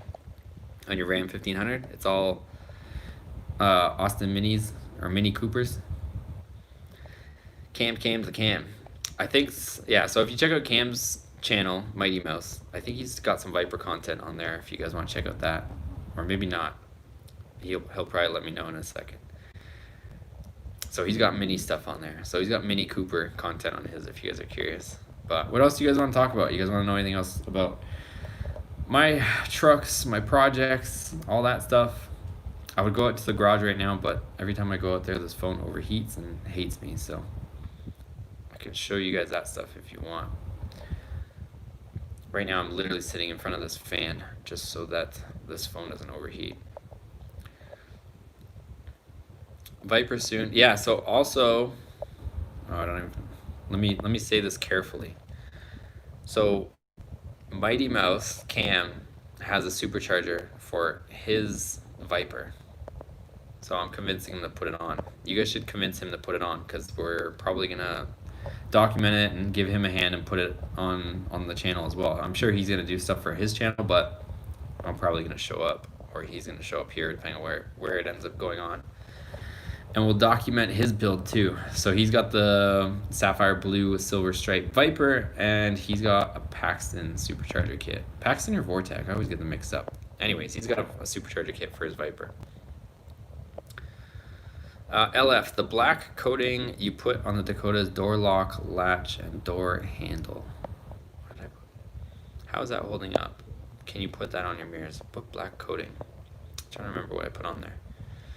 The black coating you put on the Dakota's door lock latch. Oh, I think I know what you're talking about. I think I put Plastidip on the interior door lock. It's holding up pretty decent, honestly. Yeah, so that's holding up pretty decent. It's getting a little bit tacky in this high heat. It's been like 100 degrees here all week, so it's been super hot. But it's holding up. It hasn't chipped, hasn't peeled. I think I would honestly probably just paint them black if I'm gonna do it again. So that's what I'll do next, honestly. Instead of doing the Plastidip, I think I'll probably just paint them black next time around. So it doesn't, because it kind of has like a tacky, rubbery feel. And maybe it's not getting sticky, but it just feels like a tacky feel in this high heat. So because it's a rubberized coating, so every time you have to touch it, you can kind of feel the rubberized coating aspect of it. David, do you think the RTs will increase in value due to limited production with the Z in the VIN? Probably. I think if you have an 8-speed RT, it's probably, I think you probably say yes. So the RTs with the 8-speed, those things are a cool truck. I was close to getting one, but I didn't really want to do the whole 4th gen Ram thing again. I wanted to switch it up, and I'm kind of glad that I waited and we ended up doing the Dakota thing, because I didn't realize there was such a following on the Dakota stuff. But we'll probably dip back into the Ram stuff eventually too. Austin, if you're willing, I'll pay you to do some work on my Ram. Sure. If you're local, DM me or whatnot, and we can figure out what you need to get done. Mighty Mouse, Paxton, no V200. He's got no V250 or 2500. I even messed that up. You got no VTEC at 2500 is what you got. You haven't even put it on yet. Once you put that thing on, then you'll be able to get some more power.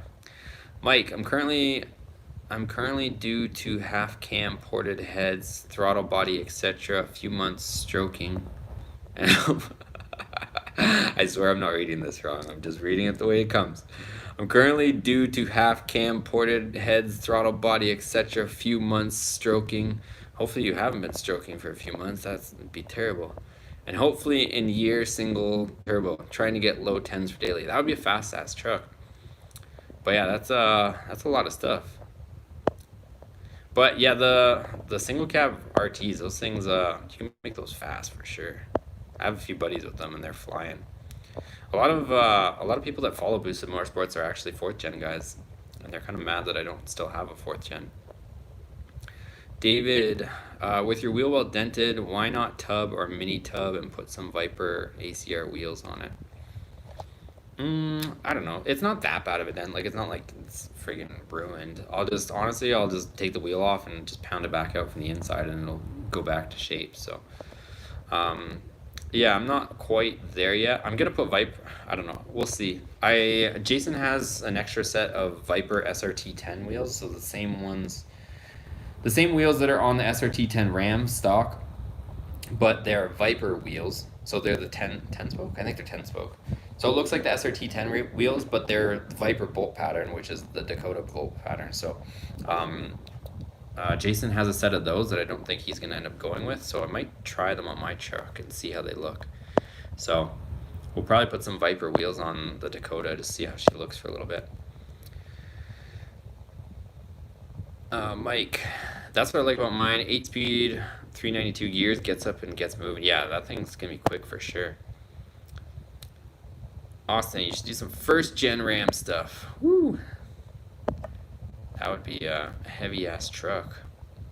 I think you mean 2nd gen. You really mean 1st gen, or you mean 2nd gen? Mike, sorry, my typing sucks. Yeah, it's no hate here, brother. I'm just laughing at the way it came out when I started reading it. Sometimes I have to watch myself because sometimes people leave some weird comments. Not that yours was weird, but just sometimes people comment something and I'll have to either skip it or just delete it or something. It rarely happens on the lives, but I mean, it's bound to happen sooner or later, right? Somebody's gonna write some weird ass crap and I gotta try to skim through it or skip through it. 1st gen with a demon swap. That would be nuts. That would be nuts. So,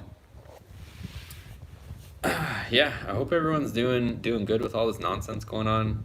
Like I said, not to derail our automotive related chat, but I was watching all the stuff going on in Texas and Florida and all that stuff, and just So crazy.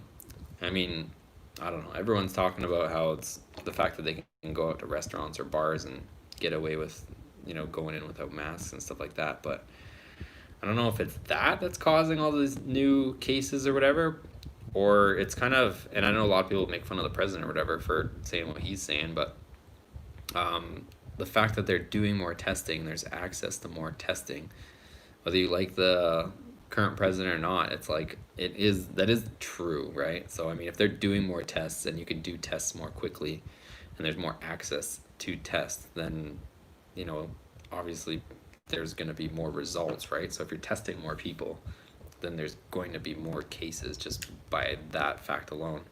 And it didn't exactly help. I think more than anything, it didn't help that everybody was going out protesting and whatever that whole thing in masses of hundreds or thousands of people.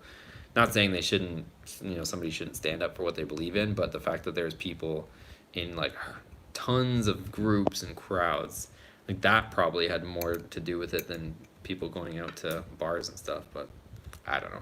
I'm sure it's a combination of a little bit of everything, but I'm pretty sure that having big protests and huge, large gatherings probably weren't helping anything in the situation. So I think it's a combination of everything. More tests, more protests, more gathering, people going back to restaurants, a little bit of everything.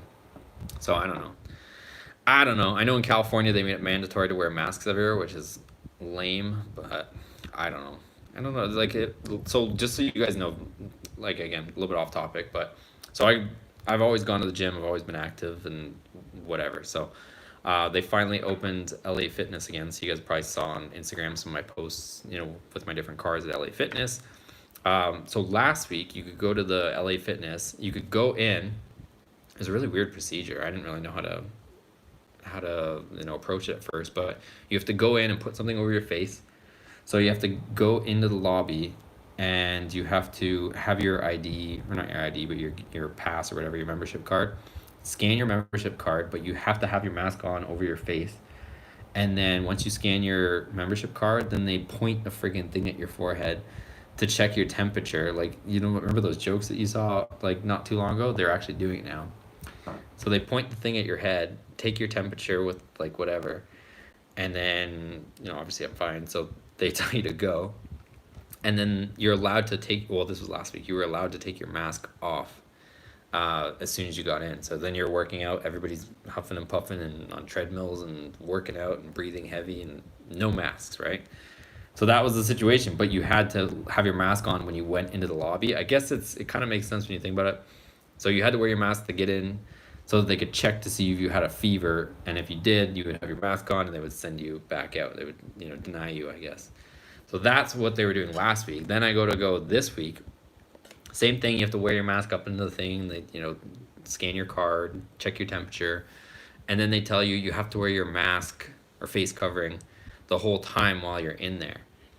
So that's what ended up changing this week. And then also in California, apparently a lot of places or counties aren't going to enforce it, but you're supposed to, I guess by law, is it by law? You have to wear a mask over your face in like just anywhere outside your house. Outside the home, you have to wear a mask. This is insane. It's insane, you guys. I don't know. So anyways, that's me getting slightly off topic, but let's see what you guys are saying. I saw some Texas stuff. ProCharge Mopar. I went to the grocery store and no one was wearing masks tonight in Granbury. I live in Fort Worth. Yeah, I spend a bunch of time out near Fort Worth, Dallas area. So actually we're the company that I, working part-time for, I helped them set up a facility in Dallas. So there's a large distribution facility that I helped set up in Dallas, and I don't know, with them closing the California location, I might be out there more than usual. So we'll see what happens. Headache Garage, small world. I'm in Glen Rose and work in Granbury. And David's near Waco. Everybody's from Texas. I should come hang out with you guys. Leaky Jeep. You can fart right through clothes, just saying. I don't want to buy the mask thing. Oh, I don't buy the mask thing anymore. Yeah, I don't know. It's weird, isn't it? I guess we could talk about that for a little bit because it's just like the topic these days with all this going on. Pro Charge Mopar. I'm going to Extreme Raceway tomorrow, South Dallas. Pro Mods versus Altereds. My buddy is taking his nitrous drag bike. Nice. I have a first gen Ram Charger. I'm thinking about doing some content with. Damn, that'd be alright. You should do it, man. Start up a channel. Mike, here in South Carolina, our governor ain't mandating anything.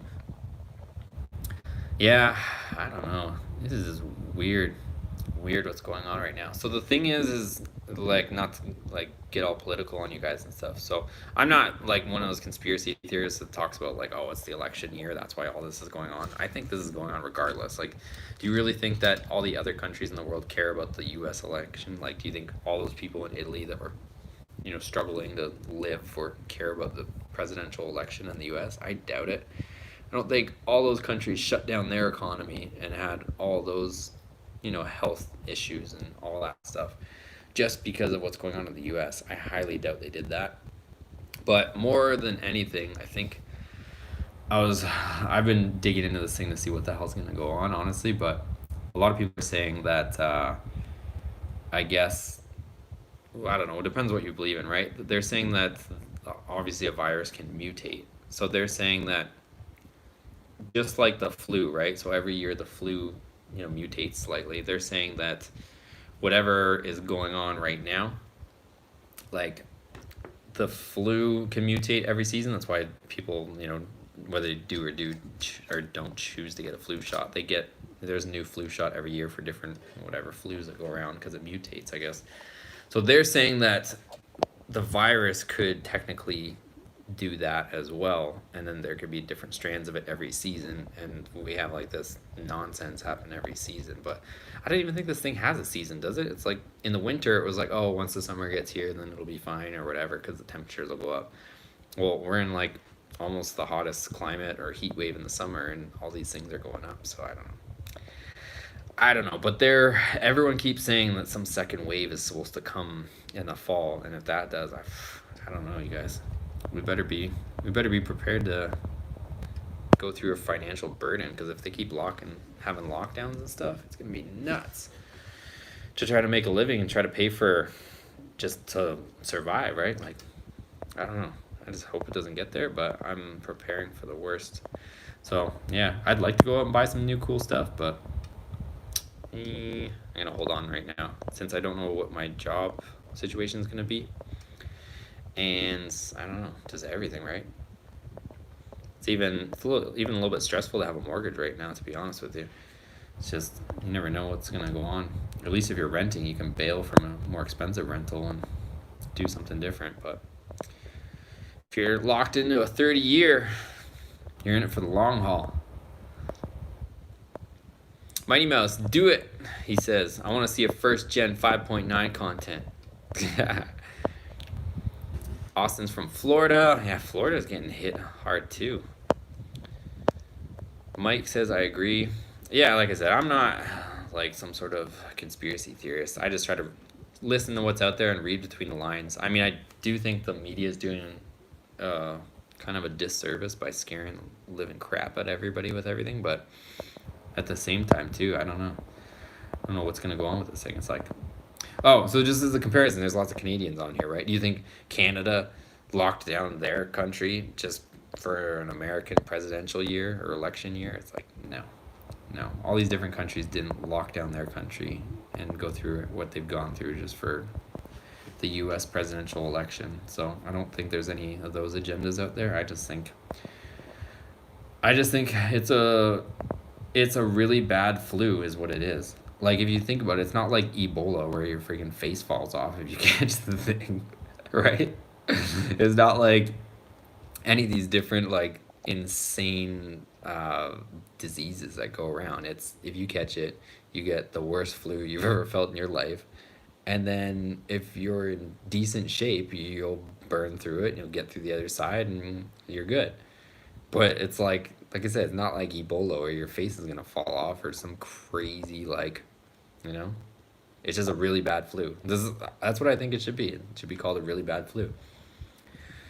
And then, I don't know, so there's all sorts of other stuff. I don't want to go down that path too much, but it's like, if you look at all the different things, so there's all sorts of government incentives and stuff to, all the doctors are coming out saying that they get paid more or they get some sort of government funding or something to put COVID-19 and stuff on different reports, or to report cases of COVID-19, because there's all this government money that they get and stuff. So I don't know. Apparently a lot of the hospitals are actually slow, is what they're saying. A lot of them, I'm not saying every hospital, but apparently a lot of them are slow because they've pushed off all the elective procedures, and a lot of people aren't going in for normal stuff. So they're actually trying to keep a lot of nurses and doctors employed, and they're pushing off a lot of those elective procedures. So it's actually slow. So they're trying to make sure that doctors and nurses have money. I don't know.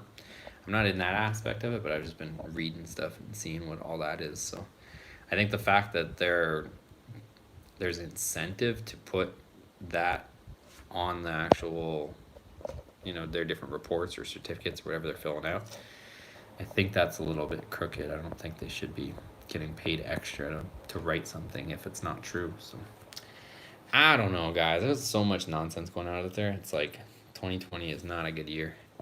2020 is a crazy year for all this stuff. So I just think the only thing that we can do is you can go crazy and watch the media and be scared and all that stuff.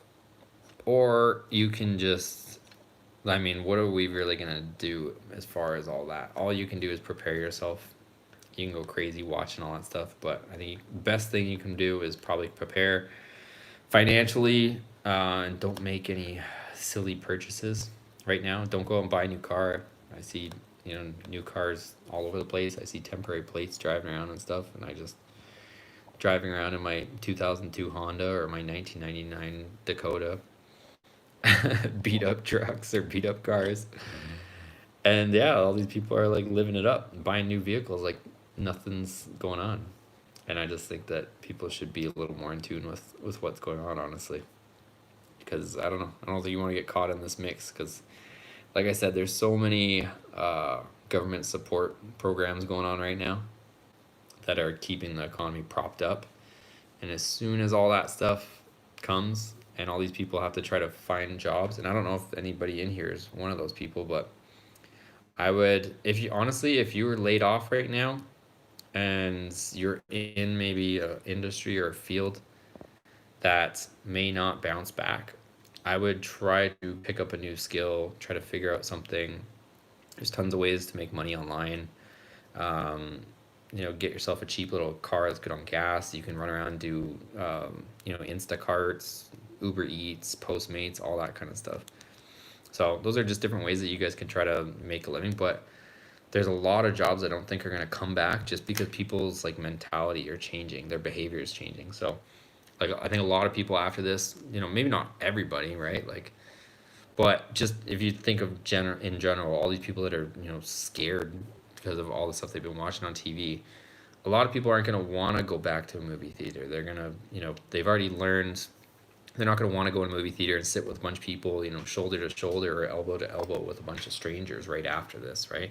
Same thing with anything, right? Hockey games, any sporting events. A lot of people, I'm not saying everybody, but a lot of people aren't going to want to go back into these tightly packed environments. And what does that mean? That means that all the supporting jobs for all those things, right?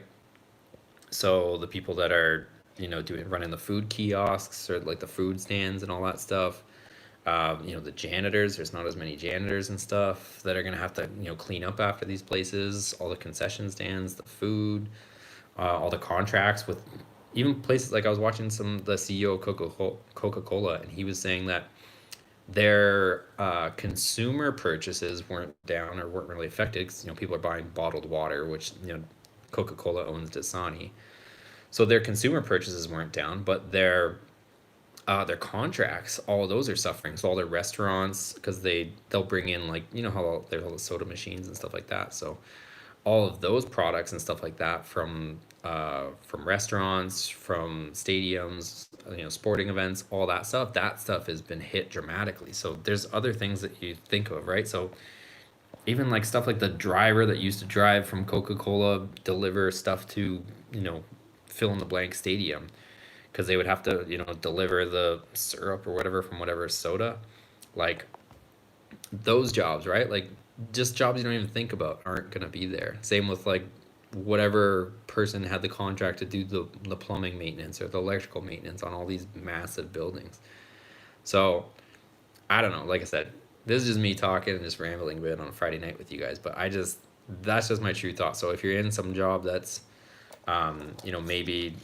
maybe was affected by this whole thing, I would say try to pick up another skill, try to figure out another way to make money, because right now, there's the support from the government, but I think soon that money's going to run out, and you're going to have to figure out a way to make money. I'm not saying that anybody specifically is affected watching this. Maybe you are, maybe you aren't, but that's just my thoughts. So I would try to pick up another skill and try to figure out a way that you can make money just in case your job doesn't come back, so that you're able to have an income. So that's my take on it, you guys. I think that, like I said, you could go crazy, you could be worried to death about all these different things, but I think in the end you just got to prepare yourself for what's to lie ahead, and make sure you're financially prepared, and make sure your skill sets are up, so that you can. And I mean, it doesn't even have to be necessarily a skill set. You can just pick up another career or a different path. So like I said, Uber, Lyft, Uber Eats, like all these things are just something where you can download an app on your phone and just start making money. So yeah, just be prepared to be able to do something like that if it comes to that, just so you're not out on the streets or something. Let me see what you guys are saying, since I'm rambling. Maybe you guys are on the same page as me.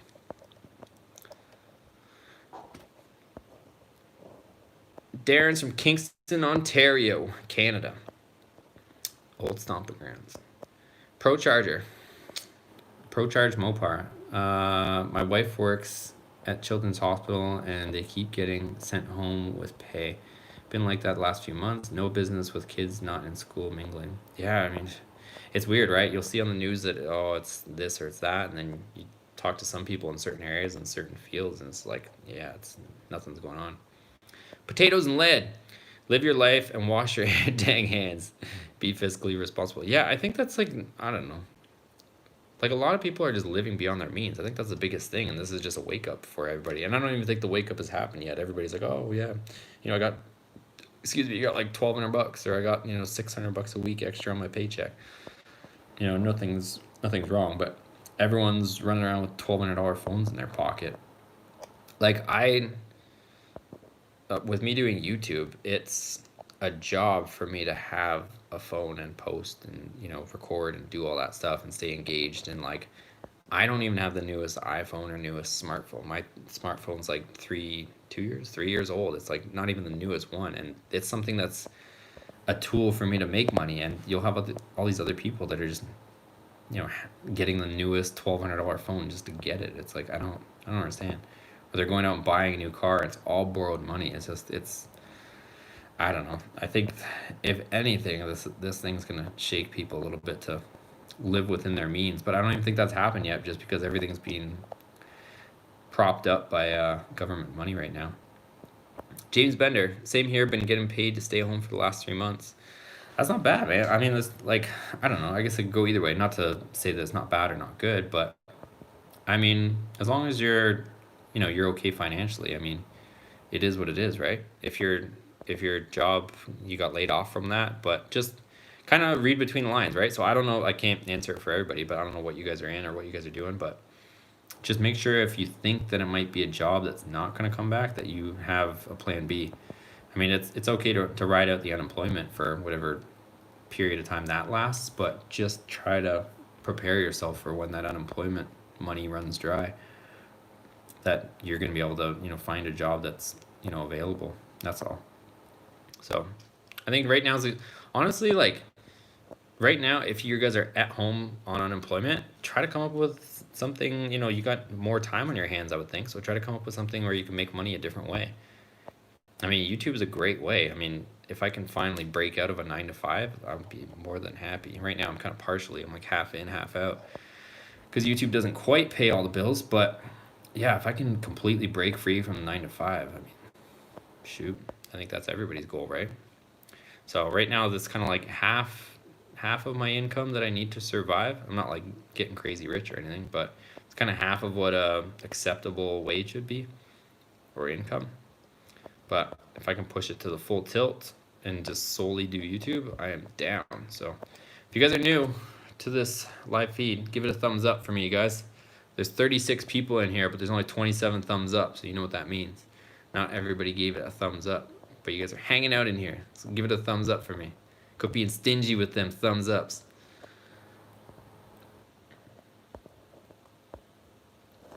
David Cosper, what year is your Dakota? In 98, there was only 135. 99, only 299. Mine's a 99. So yeah, I guess there's only less than 300 of them. I didn't even know that there was super rare before I bought it. I didn't know that, but now I know. It's pretty crazy to know that there's, you know, I don't know what the total number is. I think the total single cab blue is like, I want to say less than 1,000. Just act like they have sense and not listen to much. Not listen to so much that really isn't important, and focus on coming together in communities and keep each other going. Yeah, I agree. I mean, I don't know. I don't even want to get into that whole thing because it's freaking like people just jump all over you on social media when you say anything about anything these days.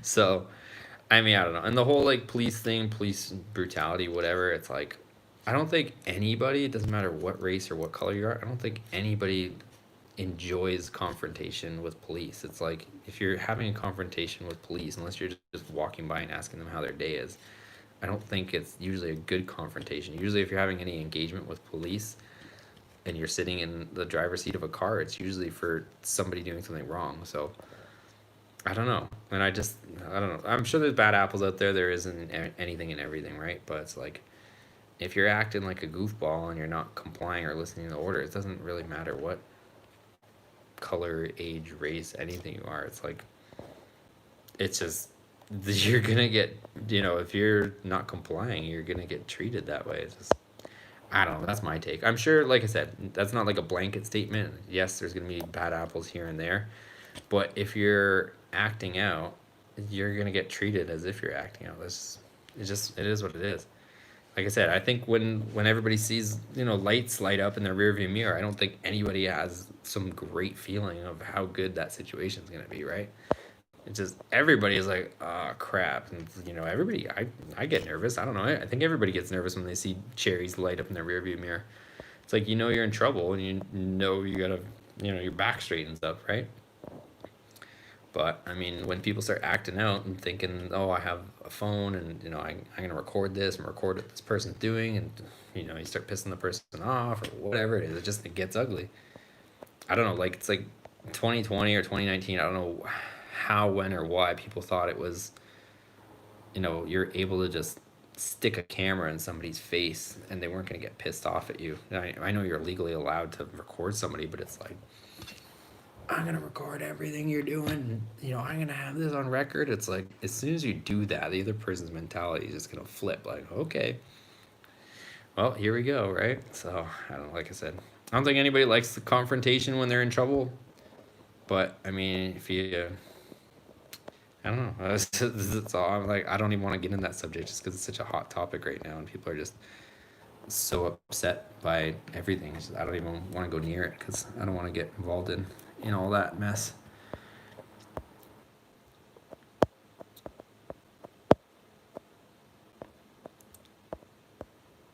James, Mother Nature is getting back at us for messing up the planet.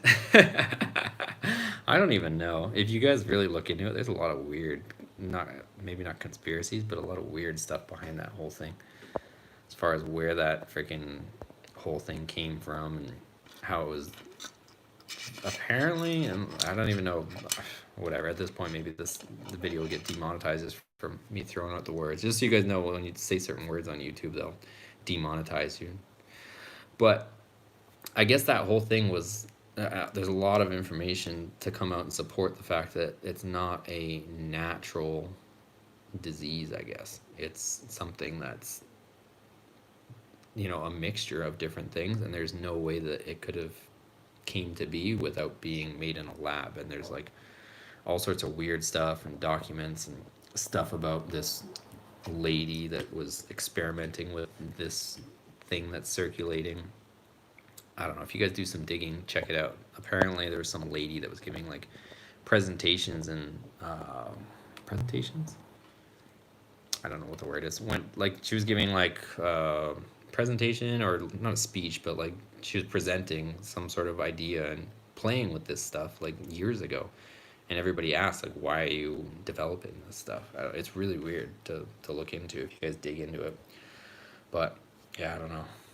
I don't know if it's necessarily Mother Nature or somebody just playing in a petri dish with the wrong stuff, and this stuff got out. And I think that's more likely what happened, whether it came out by accident or on purpose. But apparently, this stuff was not nature or natural. It was created. But check it out. Do your research. Let you guys be the judge. Like I said, you can go crazy listening to all that stuff and try to get to the bottom of it, but all you can do about it is prepare. Austin, I do secure.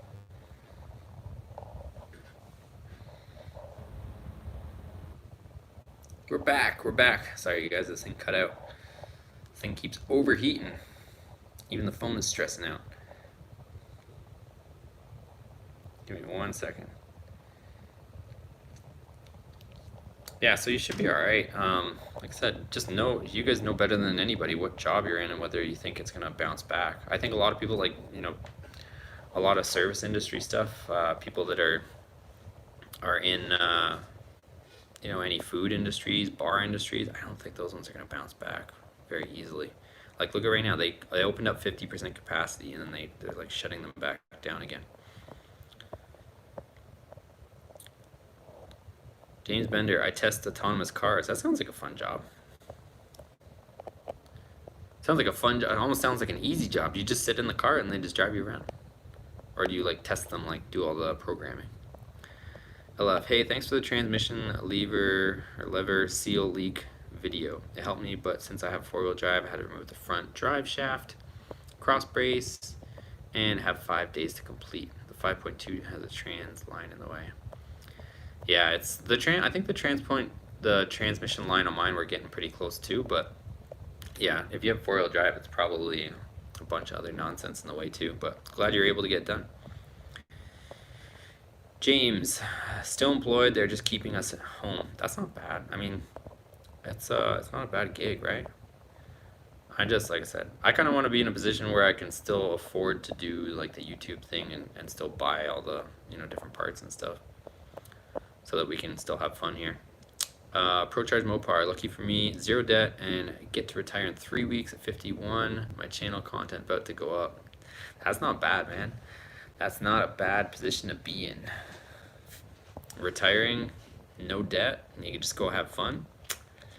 You're living it up, man. You're living the right life. Austin, full send. Yeah, we are going to be full sending it. So we got a bunch of different vehicles. We're going to be sending the Dakota soon, sending the Viper soon, and then hopefully get this channel full send. We need to send this thing up. Darren's off asleep.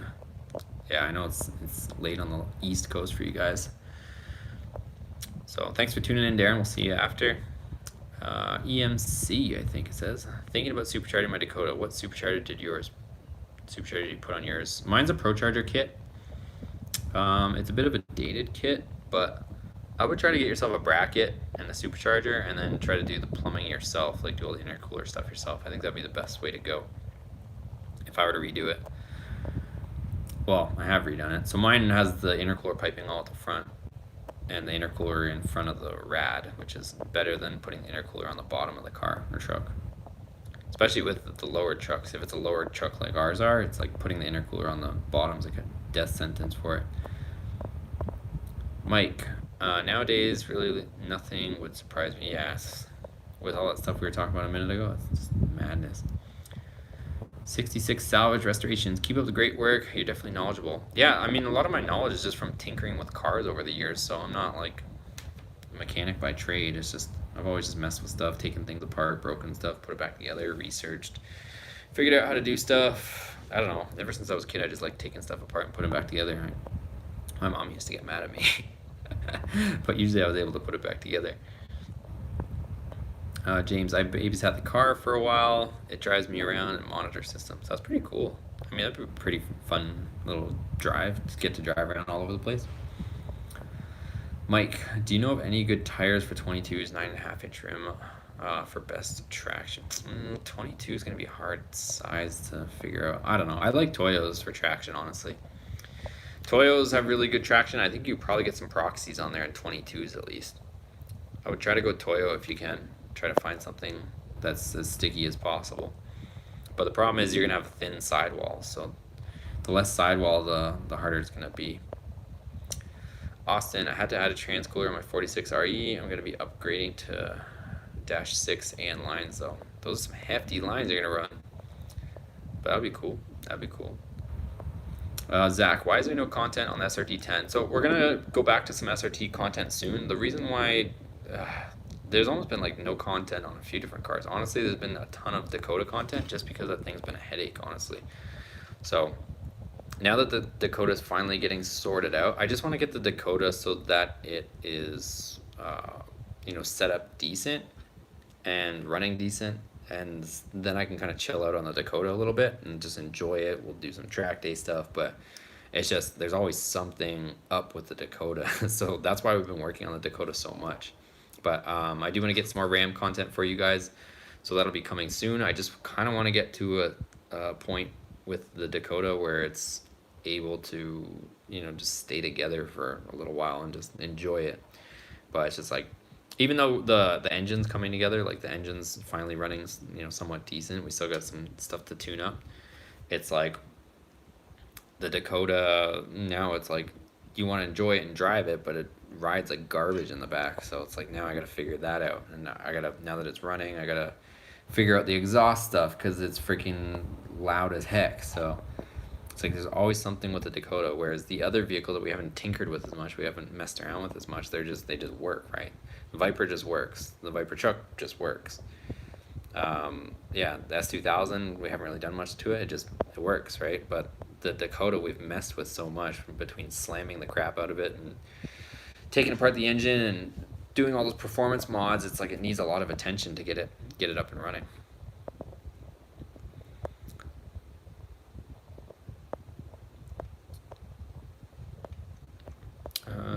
Where are you guys? Oh, so I answered Zach's question. Nick Johnson, what about the automotive field? Nick, what part of the automotive field do you mean? And what's your question? Let me know a little bit more specifically. I can try to do my best to answer. As far as automotive field, that thing's, depending on what sector you are in the automotive field, if you're asking about like maybe a job that you're in, it's getting hit hard, you guys. So I'm in the automotive industry, both with the YouTube channel and both professionally. And the company, I'm not gonna get into the company details that I work for because I'm gonna maintain their privacy as well. But they're shutting down their facility out here on the West Coast just because business is terrible. So it's an unfortunate situation. It's a little bit sad situation both for the company and the people that work there. But that's the reality of it, you guys. It's just the sales are dead slow. It's just happening. So a lot of people are a little naive about it. Maybe they're watching the news, they see the stock market going up, but the stock market isn't a true indication of the actual economy. So just because people are pumping money into stocks doesn't necessarily mean that company is doing well. So you can invest in a company that's not doing well. And apparently more people opened up Robinhood accounts, I believe it's called, accounts to spend their stimulus money investing in stocks. So as you guys know, the stock market crashed, like the worst it's ever crashed, and then all these people went in and started buying stocks thinking it was a good idea, and they're just gambling with their stimulus money. So just because the stock market came back doesn't necessarily mean that the economy came back. And I'm telling you guys, like it's gonna get ugly. Like I said, even the automotive company that I'm helping and working with, they're closing down facilities. So yeah, But let me know specifically what you're asking, and I can try to maybe narrow it down to what I think about that. 35 people in here, 33 thumbs up. Some of you guys are being stingy with them thumbs ups. Give it one of these. All right, there we go. 33. I know there's still some people. Oh, there are 34. I know you guys. Some of you guys are playing. There it goes. 35, 33 people. Some of you guys are still playing. I know you guys are acting up. Jack Stand Racing. Damn, didn't get the notification till now. Yeah, we've been on here for a little while. It's cut out a couple times, but I am sitting in front of my trusty fan, keeping this old iPhone cool so that we can have a live conversation with you guys. Austin, MT Road and track tires. Those will work, but I don't know if they come in 22s. I don't know if MTs go that big. I don't know, maybe I'm wrong. Mike, thanks. Yeah, I've been thinking about dropping down to 20s for more selection. You can definitely get some nice tires in 20s. I don't know. Personally, if you're looking for like traction, if you're looking to go to the track, or whether you're doing Mexico runs, I would have 2 sets of wheels, even if it's just for the rear. I would say, if I already know it. So you have Ram RT, get 17s. They're dirt cheap. So get even a pair of 17s, throw MTs on it on the back. And if you're doing Mexico runs or you're going to the strip, you just throw on the 17s on the back, and you have a ton of sidewall. It has more grip.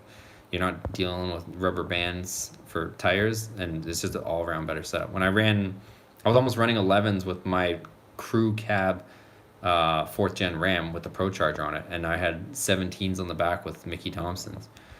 So I would just swap them out, and then I would put my 22s back, or 24s I would put my 24s back on when we were just rolling around. So do that. Don't bother messing around with trying to put sticky tires on your 22s. I mean, if you want to just, have sticky tires somewhat for the street, but if you're trying to actually set some decent times, or you're doing Mexico runs or whatever, I would definitely get the 17s. Mighty Mouse, if you had a kit make professional AN lines with, what's the first thing you'd replace? Are you asking me, Cam? I think, at some point I got to redo my fuel system on the Dakota, so we're definitely going to be doing some AN lines on that. We're going to be using the current stock feed line as the return, so that way we don't have to run 2 lines.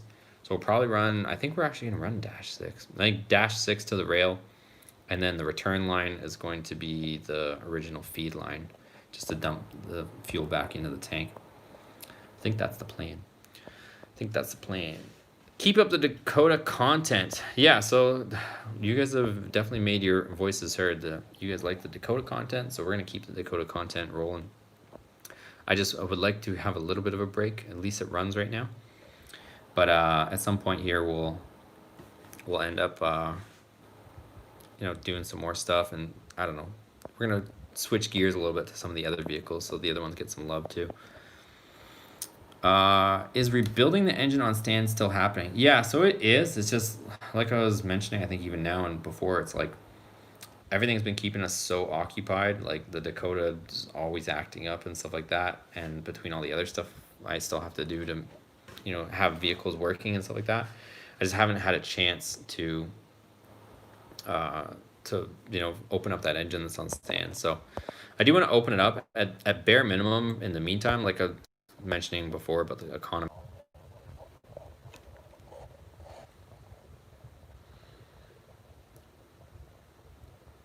We're back. The old iPhone has froze once again, but we are back. Yeah, so at bare minimum, I want to open up that engine and see what went wrong, and then we can assess how bad it is, and then we can try to decide what we're going to do with it. But like I said, I'm not trying to spend any money I don't have to right now, just because I'm not sure what my future income is going to be. I mean, the YouTube stuff comes in, but like I've mentioned a few times in this live feed, at least, it's not enough to live off of. Not to try to live a luxurious life, but there's just no way to live off of the current income that I get from YouTube. So yeah, I'll rip it apart for you guys once everything settles down. Once the Dakota is running good, the exhaust work is fixed on the Dakota, we get the ride quality decent, and it's just the Dakota just works, then I'll start messing around with the engine. And then almost around the same time, we're gonna be so busy though, you guys, it's like I have like 1 week to wrap up the Dakota and get that thing running properly.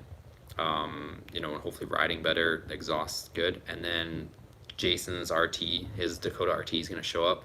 Then we're going to have a whole second build, Dakota RT build on his truck, and that's going to take at least a couple weeks or so. And then that's going to pretty much bring us to when we hit 50K on YouTube, and then I will announce and show you guys the build on the whatchamacallit, on the Viper. And then we're going to be getting into that. So it's like back to back to back. So it's going to be busy for you guys. It's going to be a ton of content. We're not running out of content, that's for sure. But yeah, it's just where we're at. 66 salvage. Bullet tubes would work well with your setup you have for your lower Dakota. Bullet tubes. What are bullet tubes? I haven't even heard of that. Are you talking? Is that exhaust? I don't know. Maybe that's sounds like I sound like a noob asking that, but I don't. Let me know what you mean. Austin, the only reason I'm going to -6AN is to eliminate the point of failure and leaves from hose clamps. Yeah, hose clamps suck. I agree there. Nick Johnson, engineer for OEM automotive lighting. I think you might be okay. It's hard to say, honestly. It's just any jobs that are somewhat vulnerable, like not a necessity. If you're a necessity, I think you'll be fine. So it doesn't really matter what field you're in, right? Like, for example, doctors. Like, you need a doctor. Woo, you hear that, you guys? People are getting buck wild for that 4th of July. They're partying early. Yeah, so, I mean, anything that's a necessity, right? So, but if you think that maybe somebody else can do your job, depending on what your hierarchy or ranking is in your company, if you think there's somebody else, or maybe there's 2 or 3 of you doing the same job, not saying be scared, not trying to make you guys panic, but just be ready, you know, for some people to get cut. I'm not saying it's going to be you, but companies are downsizing right now. So it doesn't matter what field you're in, just be ready for it, right? So like I said, if your role is absolutely critical in the company and, you know, there's nobody else that can do what you do, whatever that is, I think as long as the company itself is still doing okay, they're still doing sales, they're still, you know, their business is still strong, then I think you're probably okay. But if there's more than one person that does what you do and, you know, you're seeing less work on your desk, or if you're doing physical work, if there's less physical work for you to do, or contracts or appointments or service calls or whatever it is, just know that the company's getting slow. And if there's more than one person that does what you do, it's only obvious what's gonna end up coming down the line if things don't turn around. Let me scroll up to where I was at. David, come to Texas, bro. Texas and cost of living are a lot cheaper. I know, you guys. We shall see. It's kind of just hard for me to pick up and, you know, move different places. And right now, I don't know, Texas is kind of weird right now, right? Like, everyone's like scared of Texas and Florida right now with all this crazy nonsense going on.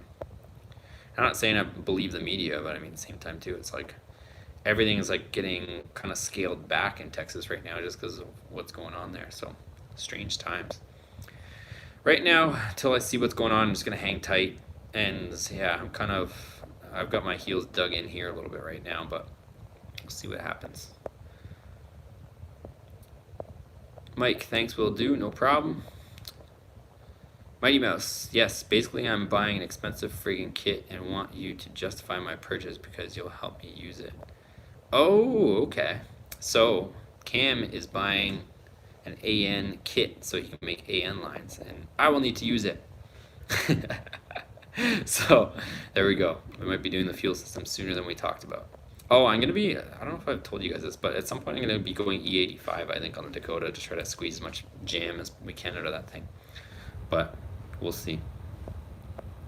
David Cooper, even Joe Rogan talking about moving to Austin. Oh, yeah, speaking of Joe Rogan, again, we've been talking about everything tonight, so I don't feel like I have to tell you guys we're about to derail the conversation, but do you know that guy? He's always made podcasts on iTunes. He signed, I can't remember, I don't know why I forgot the number, but he signed a huge deal with Spotify. They paid him like some stupid amount of money to move over to Spotify. So he's not going to be doing podcasts, I guess, anymore on, you know, iTunes or whatever, like Apple Podcasts. Spotify paid him like, can't remember, it was either hundreds of millions of dollars or something insane, you guys. So it just goes to show you how much some of these like people that are doing social media stuff, how much they're worth these days. But he got paid some stupid amount of money to leave Apple and go to Spotify. And apparently the stocks in Spotify rocketed up as soon as they announced that purchase of Rogan and his platform and his content. I don't know when the merger or when the switch is supposed to happen, but check it out. You guys will fall over and you see how much Joe Rogan made when he switched. LF, put that phone in the fridge. I literally have it in front of the fan, so hopefully there's no wind noise, but it's like every time I move it, it just decides to freaking freeze. Put it in the freezer. I know, I should just go stand in the freezer. LF, if you put AC back in the Dakota, please video it. Yeah, I'm very, very close to putting it back in. So it's been like 100 almost every single day, and it's just gonna be July. So you got July and August still gonna get through. And not to be a baby, but it's like when it gets that hot out, I don't care. Like there's always traffic that you get stuck in, and I don't care what car you guys think you're in, unless you're flying down the freeway doing like 60 miles an hour and you have that constant airflow. If you're just around town, the heat that comes out of the vehicle when it just freaking starts coming into the vehicle, and the heat that comes out of the floor and everything like that, and you turn on the air, even if you don't have AC, but you just turn on air to try to run through, and it just blows hot out. It's like there's a sweat bucket in there. So yeah, I might throw the AC back in. I mean, we're not going to lose that much power putting the AC back in. It's just the only thing where I'm at is with the intercooler setup that we were running before, there was no room for the AC, which is kind of the crappy part. So I don't know if I put the AC back in, if I'm going to have to try to reinvent I wonder if I can do that. You guys got me thinking. Since I deleted, let me know what you guys think of that. I just thought of a crazy idea. Since I deleted my my mechanical fan, I'm wondering if I can put my AC condenser behind the rad. I know it wouldn't be as efficient, but my intercooler butts right up against my my rad right now. But I'm wondering if I can put my AC condenser behind the rad so that I don't lose flow to the intercooler and I don't lose flow to the rad, and put my AC condenser behind the rad. If it would still give me AC, but that would mean I wouldn't have to rework my whole intercooler setup. It might be something worth investigating. I know it wouldn't be ideal, like, because obviously you want the AC condenser to be in front of the rad for optimal cooling, but I'm wondering if I can do it that way. Because if I can do it that way, then I can definitely put it back in and not worry about my clearance, because right now that intercooler takes up every little bit of the area in front of the rad. Yeah, so if I put it back in, I don't know. I might just honestly throw it in temporarily for now, but we'll see.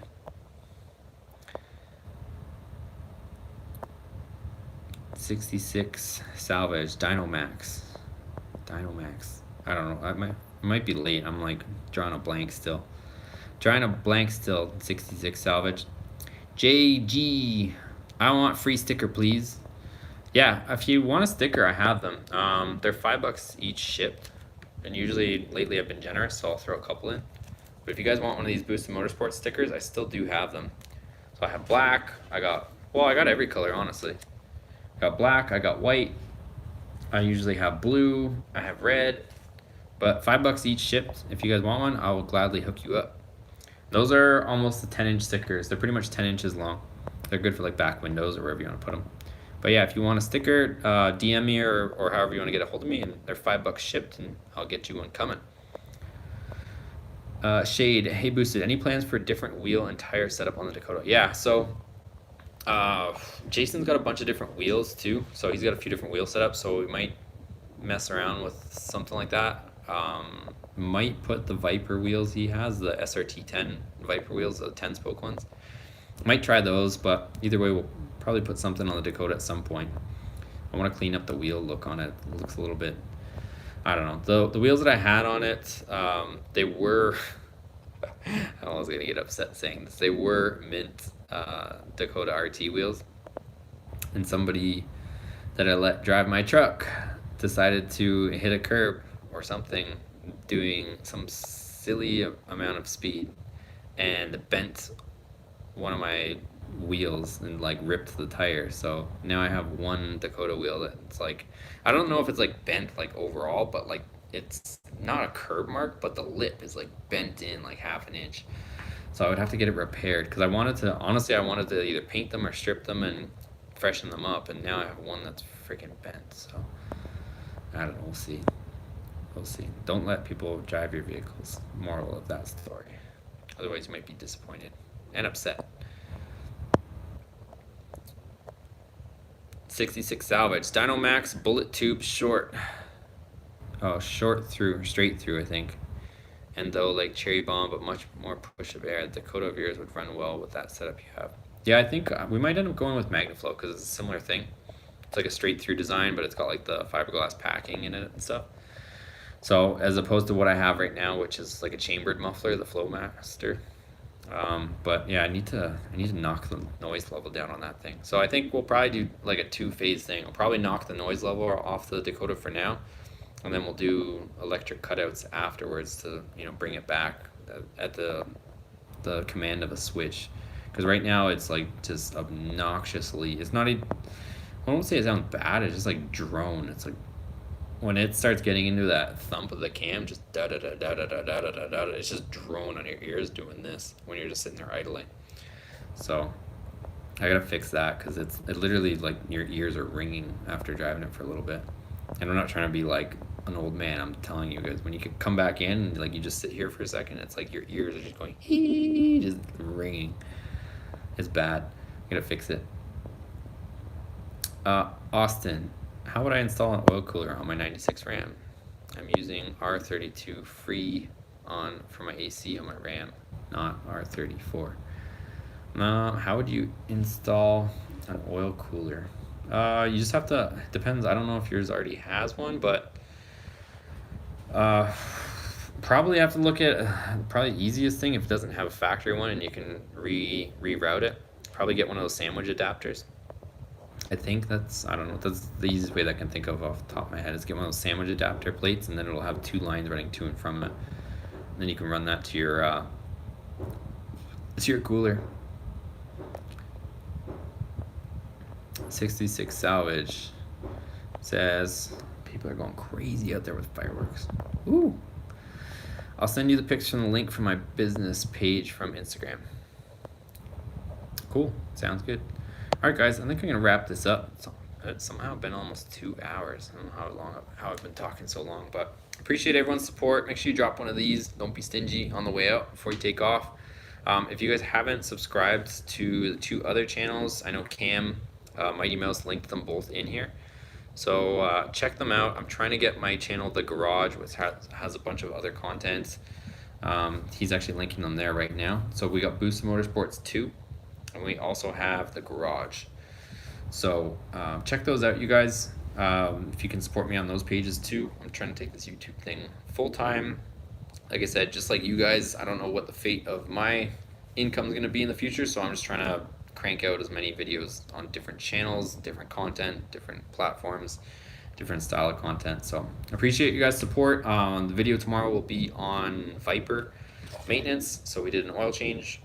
Plugs, wires, so you guys will see all that stuff tomorrow. And yeah, soon I'm gonna try to, I think one of my buddies, I'm supposed to go see him on maybe Monday for the exhaust work on the Dakota, so we'll have all that stuff here soon. So we'll get her squared away, and then I'll start playing hopefully with the back suspension, see if I can get that dialed in so the thing doesn't ride like a bag, and we'll go from there. Alright, anyways guys, have a good night, have a good weekend, thanks for watching, and we'll see you on tomorrow's video on a normal schedule. And maybe we'll keep doing lives. So thanks guys, see you on the next one.